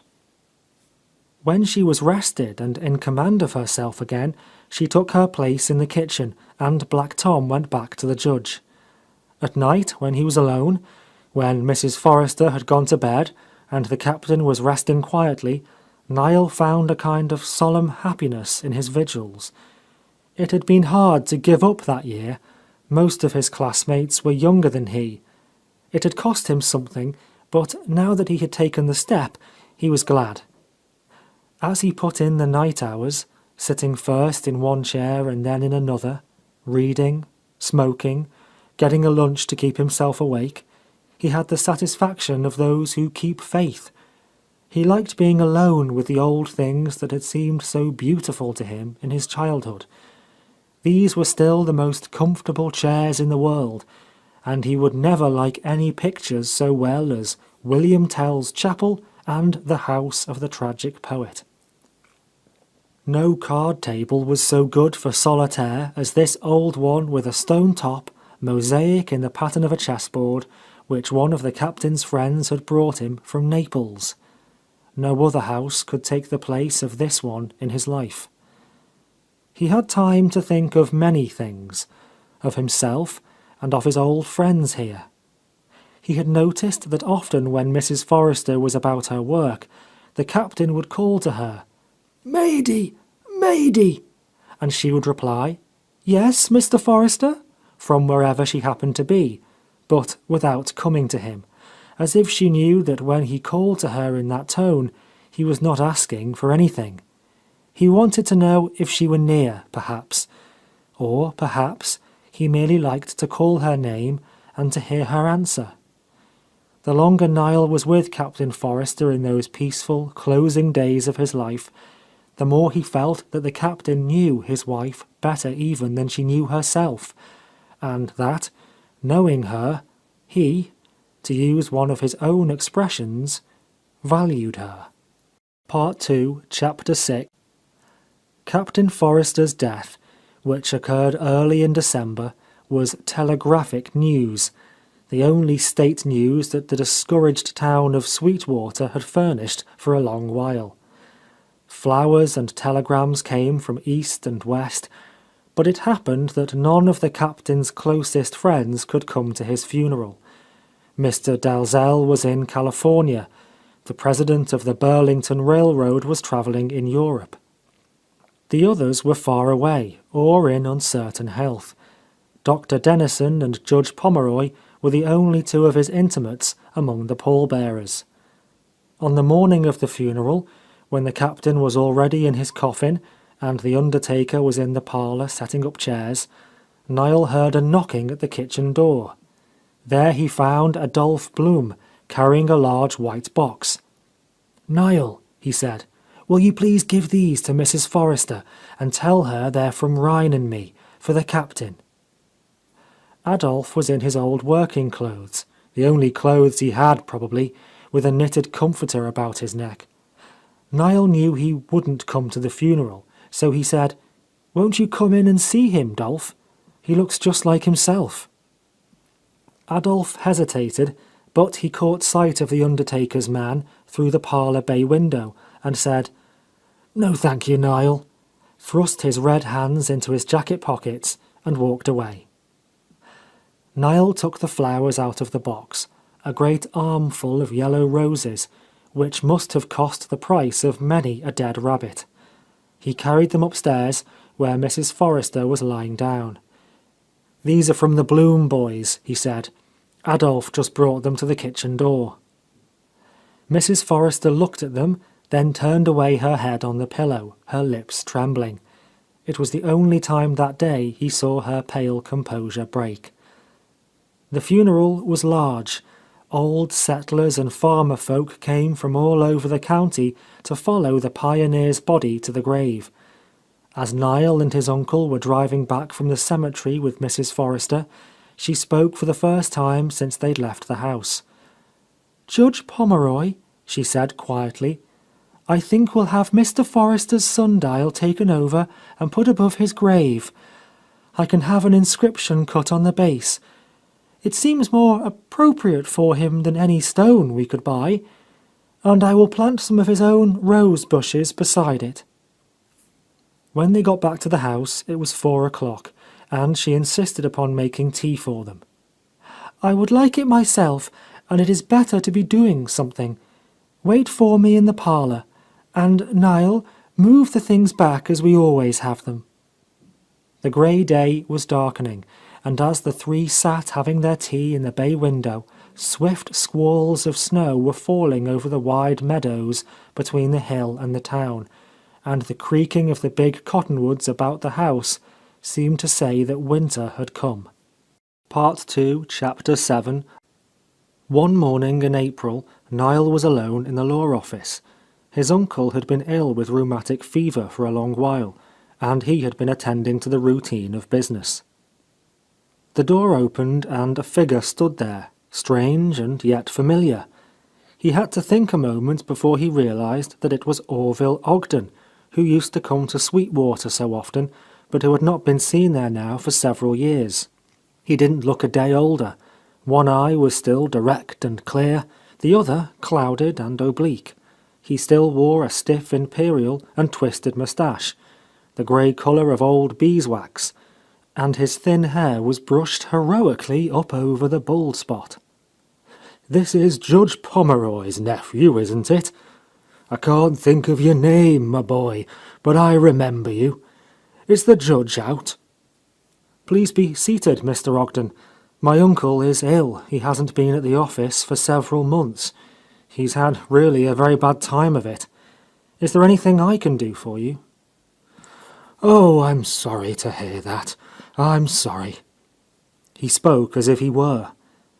"I guess all we fellows are getting older, whether we like it or not. It made a great difference when Daniel Forrester went." Mr. Ogden took off his overcoat, put his hat and gloves neatly on the desk, and then seemed somewhat at a loss. "What is your uncle's trouble?" he asked suddenly. Niall told him. "I was to have gone back to school this winter, but Uncle begged me to stay and look after things for him. There was no one here he wanted to entrust his business to." I see," said Mr. Ogden thoughtfully. "Then you do attend to his business for the present?" He paused and reflected. "Yes, there was something that I wanted to take up with him. I am stopping off for a few hours only between trains. I might speak to you about it, and you could consult your uncle and write me in Chicago. It's a confidential matter and concerns another person." Niall assured him of his discretion, but Mr. Ogden seemed to find the subject difficult to approach. He looked very grave and slowly lit a cigar. "It is simply," he said at last, "a rather delicate suggestion I wish to make to your uncle about one of his clients. I have several friends in the government at Washington just at present, friends who would go out of their way to serve me. I have been thinking that we might manage it to get a special increase of pension to Mrs. Forrester. I am due in Chicago this week, and after my business there is finished, I would be quite willing to go on to Washington to see what could be done, provided, of course, that no one, least of all your uncle's client, knows of my activity in the matter." Niall flushed. "I'm sorry, Mr. Ogden," he brought out, "but Mrs. Forrester is no longer a client of my uncle's. After the captain's death, she saw fit to take her business away from him." Mr. Ogden's normal eye became as blank as the other. "What's that? He isn't her lawyer? Why, for 20 years!" "I know that, sir. She didn't treat him with much consideration. She transferred her business very abruptly." "To whom, may I ask?" "To a lawyer here in town, Ivy Peters." "Peters? I've never heard of him." "No, you wouldn't have. He wasn't one of the people who went to the Forrester house in the old days. He's one of the younger generation, a few years older than I. He rented part of the Forresters' land for several years before the captain's death, was their tenant. That was how Mrs. Forrester came to know him. She thinks him a good businessman." Mr. Ogden frowned. "Oh, and is he?" "Some people think so." "Is he trustworthy?" "Far from it. He takes the cases nobody else will take. He may treat Mrs. Forrester honestly, but if he does, it will not be from principle." "This is very distressing news. Go on with your work, my boy. I must think this over." Mr. Ogden rose and walked about the room, his hands behind him. Niall turned to an unfinished letter on his desk, in order to leave his visitor the more free. Mr. Ogden's position, he understood, was a difficult one.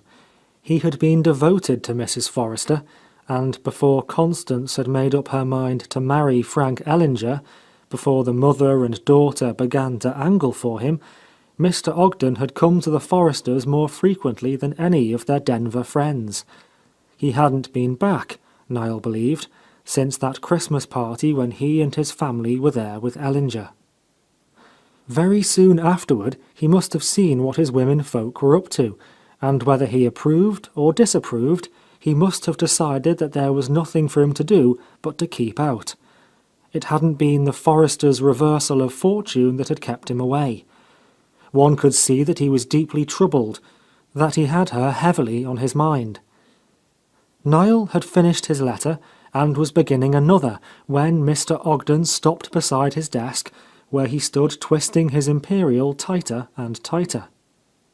"You say this young lawyer is unprincipled. Sometimes rascals have a soft spot, a sentiment where women are concerned." Niall stared. He immediately thought of Ivy's dimples. A soft spot? A sentiment? Mr. Ogden, why not go to his office? A glance would convince you.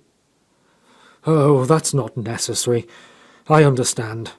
He looked out of the window, from which he could just see the treetops of the Forrester Grove, and murmured, "Poor lady. So misguided. She ought to have advice from some of Daniel's friends." He took out his watch and consulted it, turning something over in his mind. His train was due in an hour, he said. Nothing could be done at present. In a few moments he left the office. Afterward, Niall felt sure that when Mr. Ogden stood there uncertainly, watch in hand, he was considering an interview with Mrs. Forrester. He had wanted to go to her, and had given it up. Was he afraid of his womenfolk? Or was it another kind of cowardice, the fear of losing a pleasant memory, of finding her changed and marred, a dread of something that would throw a disenchanting light upon the past? Niall had heard his uncle say that Mr. Ogden admired pretty women, though he had married a homely one, and that in his deep, non-committal way he was very gallant. Perhaps, with a little encouragement, he would have gone to see Mrs. Forrester, and he might have helped her. The fact that he had done nothing to bring this about made Niall realize how much his own feeling toward that lady had changed. It was Mrs. Forrester herself who had changed. Since her husband's death, she seemed to have become another woman. For years Niall and his uncle, the Dalzells, and all her friends had thought of the captain as a drag upon his wife, a care that drained her and dimmed her, and kept her from being all that she might be. But without him, she was like a ship without ballast, driven hither and thither by every wind. She was flighty and perverse. She seemed to have lost her faculty of discrimination, her power of easily and graciously keeping everyone in his proper place. Ivy Peters had been in Wyoming at the time of Captain Forrester's illness and death, called away by a telegram which announced that oil had been discovered near his landholdings. He returned soon after the captain's funeral, however, and was seen about the Forrester place more than ever.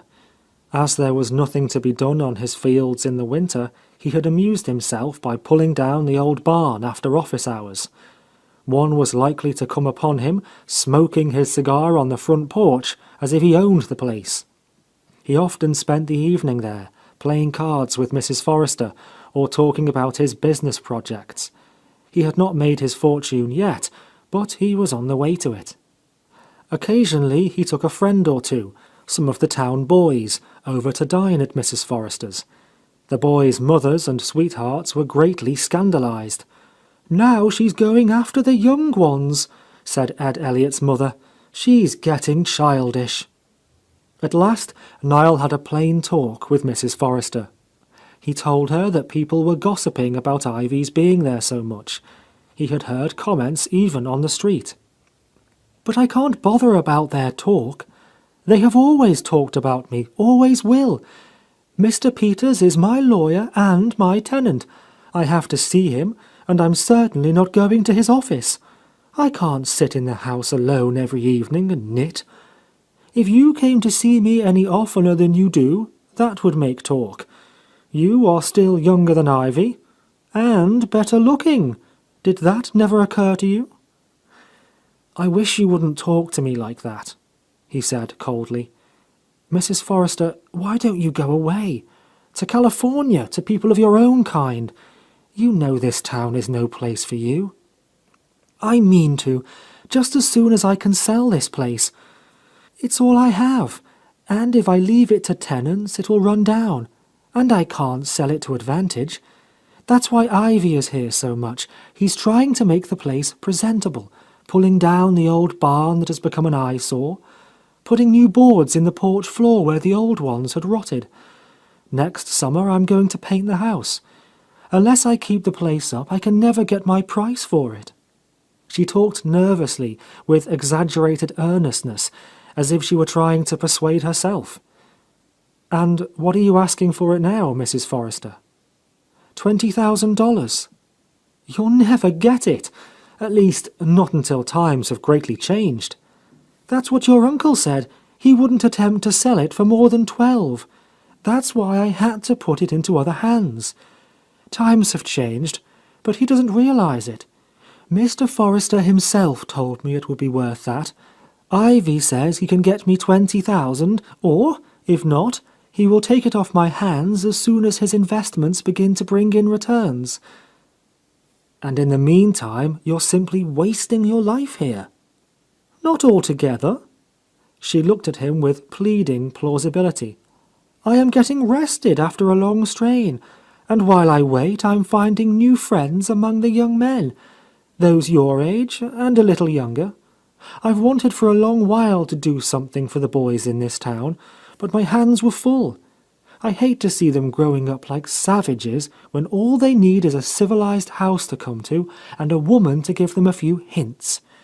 They've never had a chance.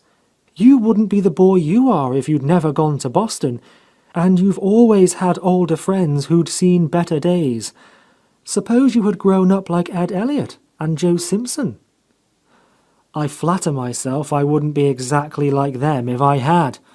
However, there is no use discussing it if you've thought it over and made up your mind. I spoke of it because I thought you mightn't realize how it strikes the townspeople. I know, she tossed her head. Her eyes glittered, but there was no mirth in them. It was more like hysterical defiance. I know, they call me the Merry Widow. I rather like it. Niall left the house without further argument, and though that was 3 weeks ago, he had not been back since. Mrs. Forrester had called to see his uncle in the meantime.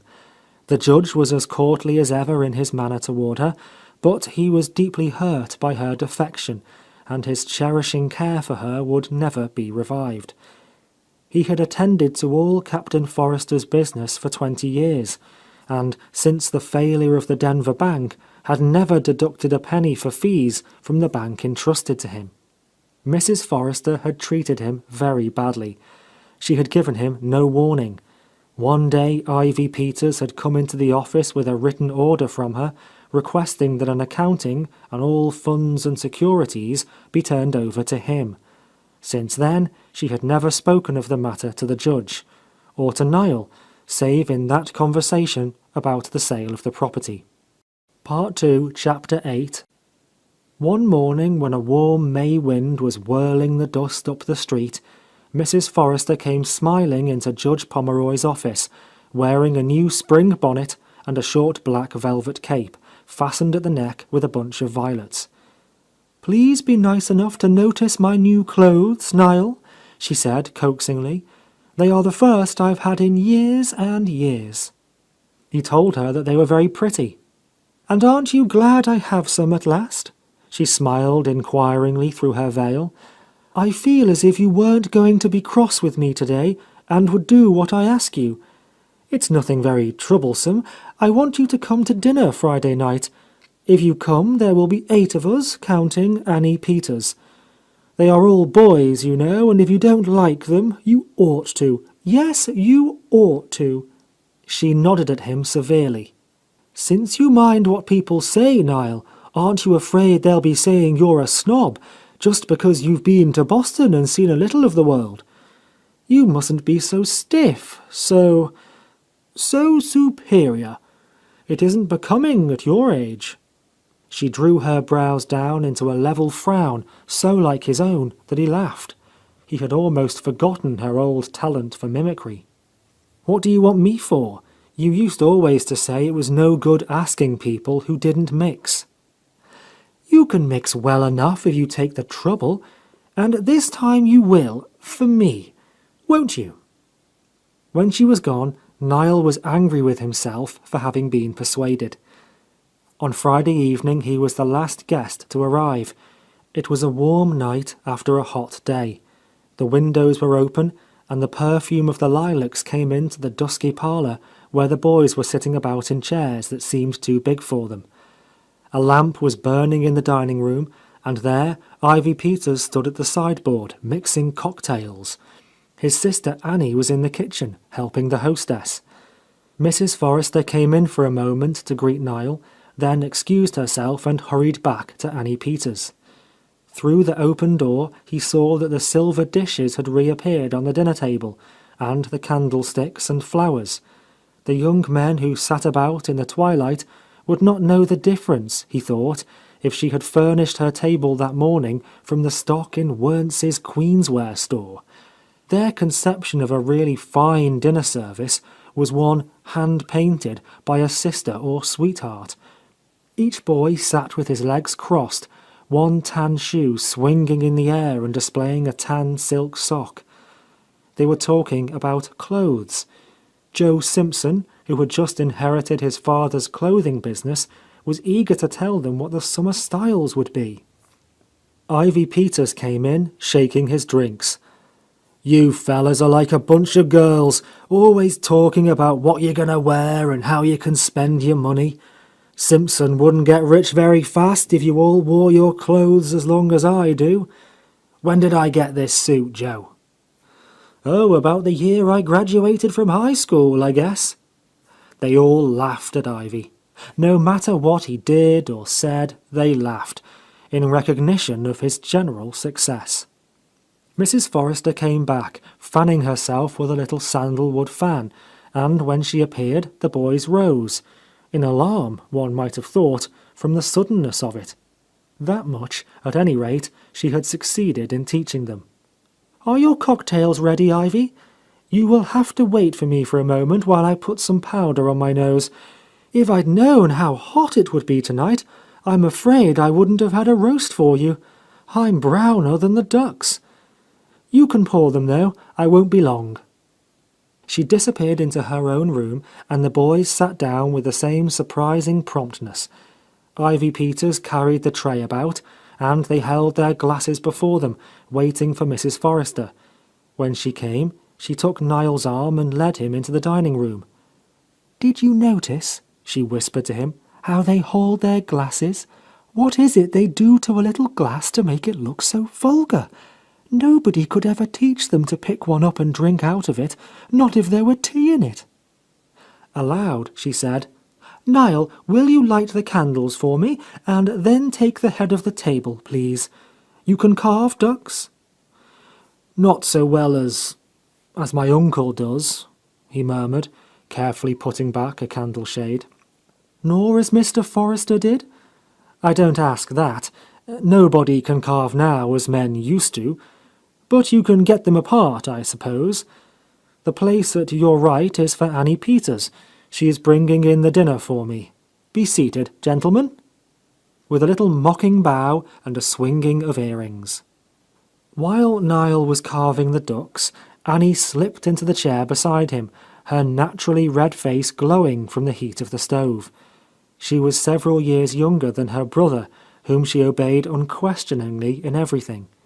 She had an extremely bad complexion and pale yellow hair with white lights in it, exactly the colour of molasses taffy that has been pulled until it glistens.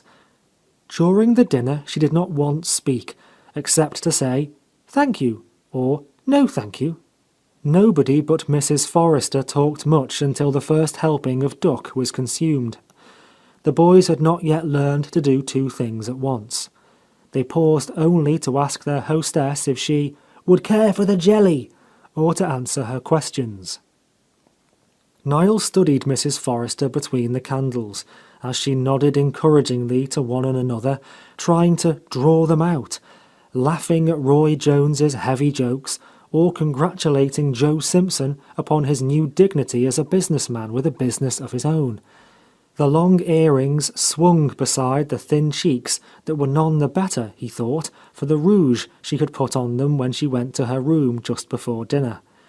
It improved some women, but not her. At least, not tonight, when her eyes were hollow with fatigue, and she looked pinched and worn as he had never seen her. He sighed as he thought how much work it meant to cook a dinner like this for 8 people, and a beef steak with potatoes would have pleased them better. They didn't really like this kind of food at all. Why did she do it? How would she feel about it tonight when she sank dead weary into bed after these stupid boys had said goodnight and their yellow shoes had carried them down the hill? She was not eating anything. She was using up all her vitality to electrify these heavy lads into speech. Niall felt that he must help her, or at least try to. He addressed them one after another with energy and determination. He tried baseball, politics, scandal, the corn crop. They answered him with monosyllables or exclamations. He soon realized that they didn't want his polite remarks, they wanted more duck, and to be let alone with it. Dinner was soon over, at any rate. The hostess's attempts to prolong it were unavailing. The salad and frozen pudding were dispatched as promptly as the roast had been. The guests went into the parlour and lit cigars. Mrs. Forrester had the old-fashioned notion that men should be alone after dinner. She didn't join them for half an hour. Perhaps she had lain down upstairs, for she looked a little rested. The boys were talking now, discussing a camping trip Ed Elliot was going to take in the mountains. They were giving him advice about camp outfits, trout flies, mixtures to keep off mosquitoes. "I'll tell you, boys," said Mrs. Forrester when she had listened to them for a moment, "when I go back to California, I intend to have a summer cabin up in the Sierras, and I invite you, one and all, to visit me. You'll have to work for your keep, you understand. Cut the firewood and bring the water and wash the pots and pans, and go out and catch fish for breakfast.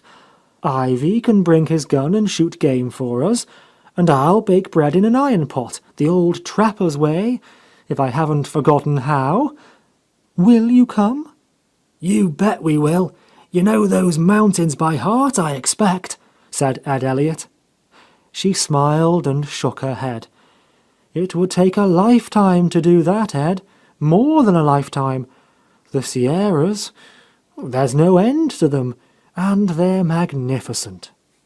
Niall turned to her. "Have you ever told the boys how it was you first met Captain Forrester in the mountains out there? If they haven't heard the story, I think they'd like it." "Really? Would you?" "Well, once upon a time, when I was a very young girl, I was spending the summer at a camp in the mountains with friends of my father's."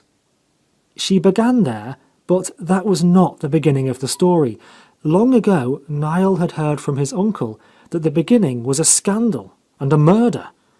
When Marion Ormsby was 19, she was engaged to Ned Montgomery, a gaudy young millionaire of the Gold Coast.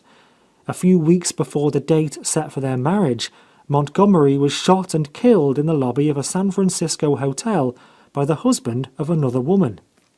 The subsequent trial involved a great deal of publicity, and Marion was hurried away from curious eyes and sent up into the mountains until the affair should blow over. Tonight, Mrs. Forrester began with, "Once upon a time."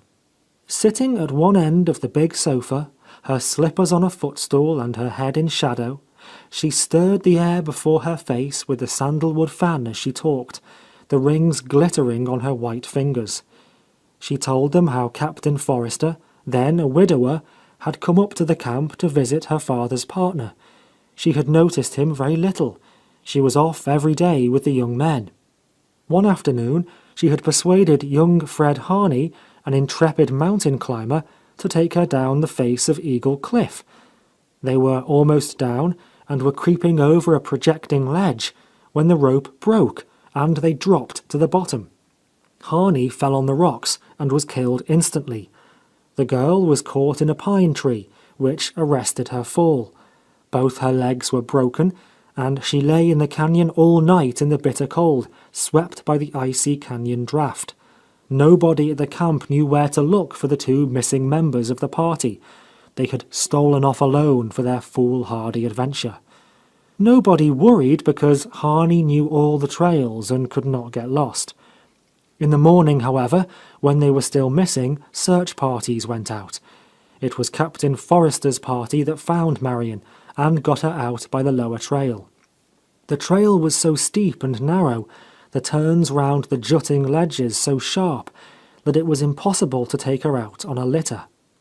The men took turns carrying her, hugging the canyon walls with their shoulders as they crept along. With her broken legs hanging, she suffered terribly, fainted again and again. But she noticed that she suffered less when Captain Forrester carried her, and that he took all the most dangerous places on the trail himself. "I could feel his heart pump and his muscles strain," she said, "when he balanced himself and me on the rocks. I knew that if we fell, we'd go together. He would never drop me." They got back to camp, and everything possible was done for her, but by the time a surgeon could be got up from San Francisco, her fractures had begun to knit and had to be broken over again. "It was Captain Forrester I wanted to hold my hand when the surgeon had to do things to me. You remember, Niall, he always boasted that I never screamed when they were carrying me up the trail. He stayed at the camp until I could begin to walk, holding to his arm. When he asked me to marry him, he didn't have to ask twice. Do you wonder?" She looked with a smile about the circle and drew her fingertips absently across her forehead as if to brush away something. The past or the present, who could tell? The boys were genuinely moved. While she was answering their questions, Niall thought about the first time he ever heard her tell that story. Mr. Dalzell had stopped off with a party of friends from Chicago. Marshall Field and the president of the Union Pacific were among them, he remembered, and they were going through in Mr. Dalzell's private car to hunt in the Black Hills. She had, after all, not changed so much since then. Niall felt tonight that the right man could save her, even now. She was still her indomitable self, going through her old part, but only the stage hands were left to listen to her. All those who had shared in fine undertakings and bright occasions were gone. Part 2, Chapter 9. With the summer months, Judge Pomeroy's health improved, and as soon as he was able to be back in his office, Niall began to plan to return to Boston. He would get there the 1st of August and would go to work with a tutor to make up for the months he had lost. It was a melancholy time for him. He was in a fever of impatience to be gone, and yet he felt that he was going away forever, and was making the final break with everything that had been dear to him in his boyhood. The people, the very country itself, were changing so fast that there would be nothing to come back to. He had seen the end of an era, the sunset of the pioneer. He had come upon it when already its glory was nearly spent. So, in the buffalo times, a traveller used to come upon the embers of a hunter's fire on the prairie after the hunter was up and gone. The coals would be trampled out, but the ground was warm, and the flattened grass where he had slept and where his pony had grazed told the story. This was the very end of the road-making West. The men who had put plains and mountains under the iron harness were old. Some were poor, and even the successful ones were hunting for rest and a brief reprieve from death. It was already gone, that age. Nothing could ever bring it back. The taste and smell and song of it, the visions those men had seen in the air and followed, these he had caught in a kind of afterglow in their own faces, and this would always be his. It was what he most held against Mrs. Forrester, that she was not willing to immolate herself, like the widow of all these great men, and die with the pioneer period to which she belonged, that she preferred life on any terms. In the end, Niall went away without bidding her goodbye. He went away with weary contempt for her in his heart. It happened like this, had scarcely the dignity of an episode. It was nothing, and yet it was everything. Going over to see her one summer evening, he stopped a moment by the dining room window to look at the honeysuckle. The dining room door was open into the kitchen, and there Mrs. Forrester stood at a table making pastry. Ivy Peters came in at the kitchen door, walked up behind her, and unconcernedly put both arms around her, his hands meeting over her breast. She did not move, did not look up, but went on rolling out pastry. Niall went down the hill. "For the last time," he said, as he crossed the bridge in the evening light. "For the last time." And it was even so. He never went up the poplar-bordered road again. He had given her a year of his life, and she had thrown it away. He had helped the captain to die peacefully, he believed, and now it was the captain who seemed the reality. All those years he had thought it was Mrs. Forrester who made that house so different from any other. But ever since the captain's death, it was a house where old friends, like his uncle, were betrayed and cast off, where common fellows behaved after their kind and knew a common woman when they saw her. If he had not had the nature of a spaniel, he told himself, he would never have gone back after the first time. It took 2 doses to cure him. Well, he had had them. Nothing she could ever do would in the least matter to him again. He had news of her now and then, as long as his uncle lived. "Mrs. Forrester's name is everywhere coupled with Ivy Peters," the judge wrote. "She does not look happy, and I fear her health is failing, but she has put herself in such a position that her husband's friends cannot help her." And again, "Of Mrs. Forrester no news is good news. She is sadly broken." After his uncle's death, Niall heard that Ivy Peters had at last bought the Forrester place and had brought a wife from Wyoming to live there. Mrs. Forrester had gone west, people supposed to California. It was years before Niall could think of her without chagrin.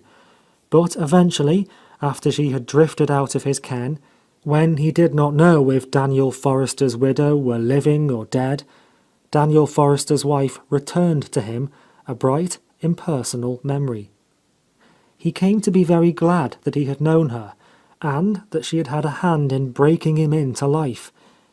He has known pretty women and clever ones since then, but never one like her, as she was in her best days. Her eyes, when they laughed for a moment into one's own, seemed to promise a wild delight that he has not found in life. "I know where it is," they seemed to say. "I could show you." He would like to call up the shade of the young Mrs. Forrester, as the Witch of Endor called up Samuel's, and challenge it, demand the secret of that ardour, ask her whether she had really found some ever-blooming, ever-burning, ever-piercing joy, or whether it was all fine play-acting. Probably she had found no more than another, but she had always the power of suggesting things much lovelier than herself, as the perfume of a single flower may call up the whole sweetness of spring. Niall was destined to hear once again of his long-lost lady. One evening, as he was going into the dining room of a Chicago hotel, a broad-shouldered man with an open, sun-browned face approached him and introduced himself as one of the boys who had grown up in Sweetwater. "I'm Ed Elliot, and I thought it must be you. Could we take a table together? I promised an old friend of yours to give you a message if I ever ran across you. You remember Mrs. Forrester? Well, I saw her again 12 years after she left Sweetwater, down in Buenos Aires." They sat down and ordered dinner. "Yes, I was in South America on business.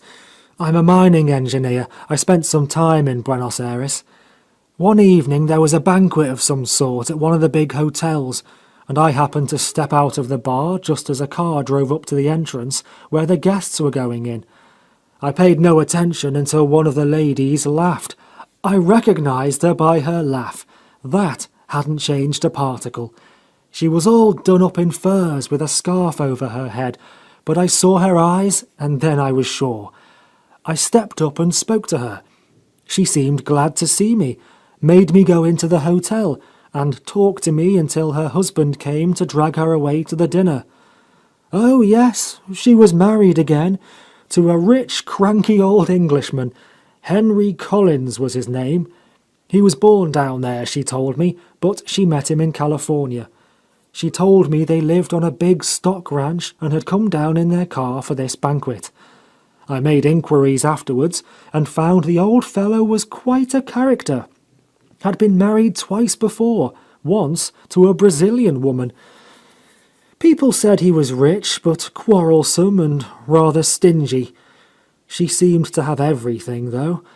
They travelled in a fine French car, and she had brought her maid along, and he had his valet.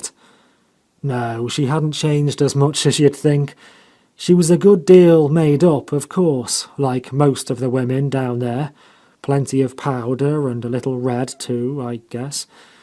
Her hair was black, blacker than I remembered it. Looked as if she'd dyed it. She invited me to visit them on their estate, and so did the old man when he came to get her. She asked about everybody and said, if you ever meet Niall Herbert, give him my love, and tell him I often think of him. She said again, tell him things have turned out well for me. Mr. Collins is the kindest of husbands. I called at your office in New York on my way back from South America, but you were somewhere in Europe. It was remarkable how she'd come up again. She seemed pretty well gone to pieces before she left Sweetwater. Do you suppose, said Niall, that she could be living still? I'd almost make the trip to see her. No, she died about 3 years ago. I know that for certain. After she left Sweetwater, wherever she was, she always sent a cheque to the Grand Army Post every year to have flowers put on Captain Forrester's grave for Decoration Day. 3 years ago the post got a letter from the old Englishman with a draft for the future care of Captain Forrester's grave, in memory of my late wife, Marion Forrester Collins. So, we may feel sure that she was well cared for to the very end, said Niall. Thank God for that. I knew you'd feel that way, said Ed Elliot, as a warm wave of feeling passed over his face. I did. The end. End of Part 2, Chapter 9. End of A Lost Lady by Willa Cather.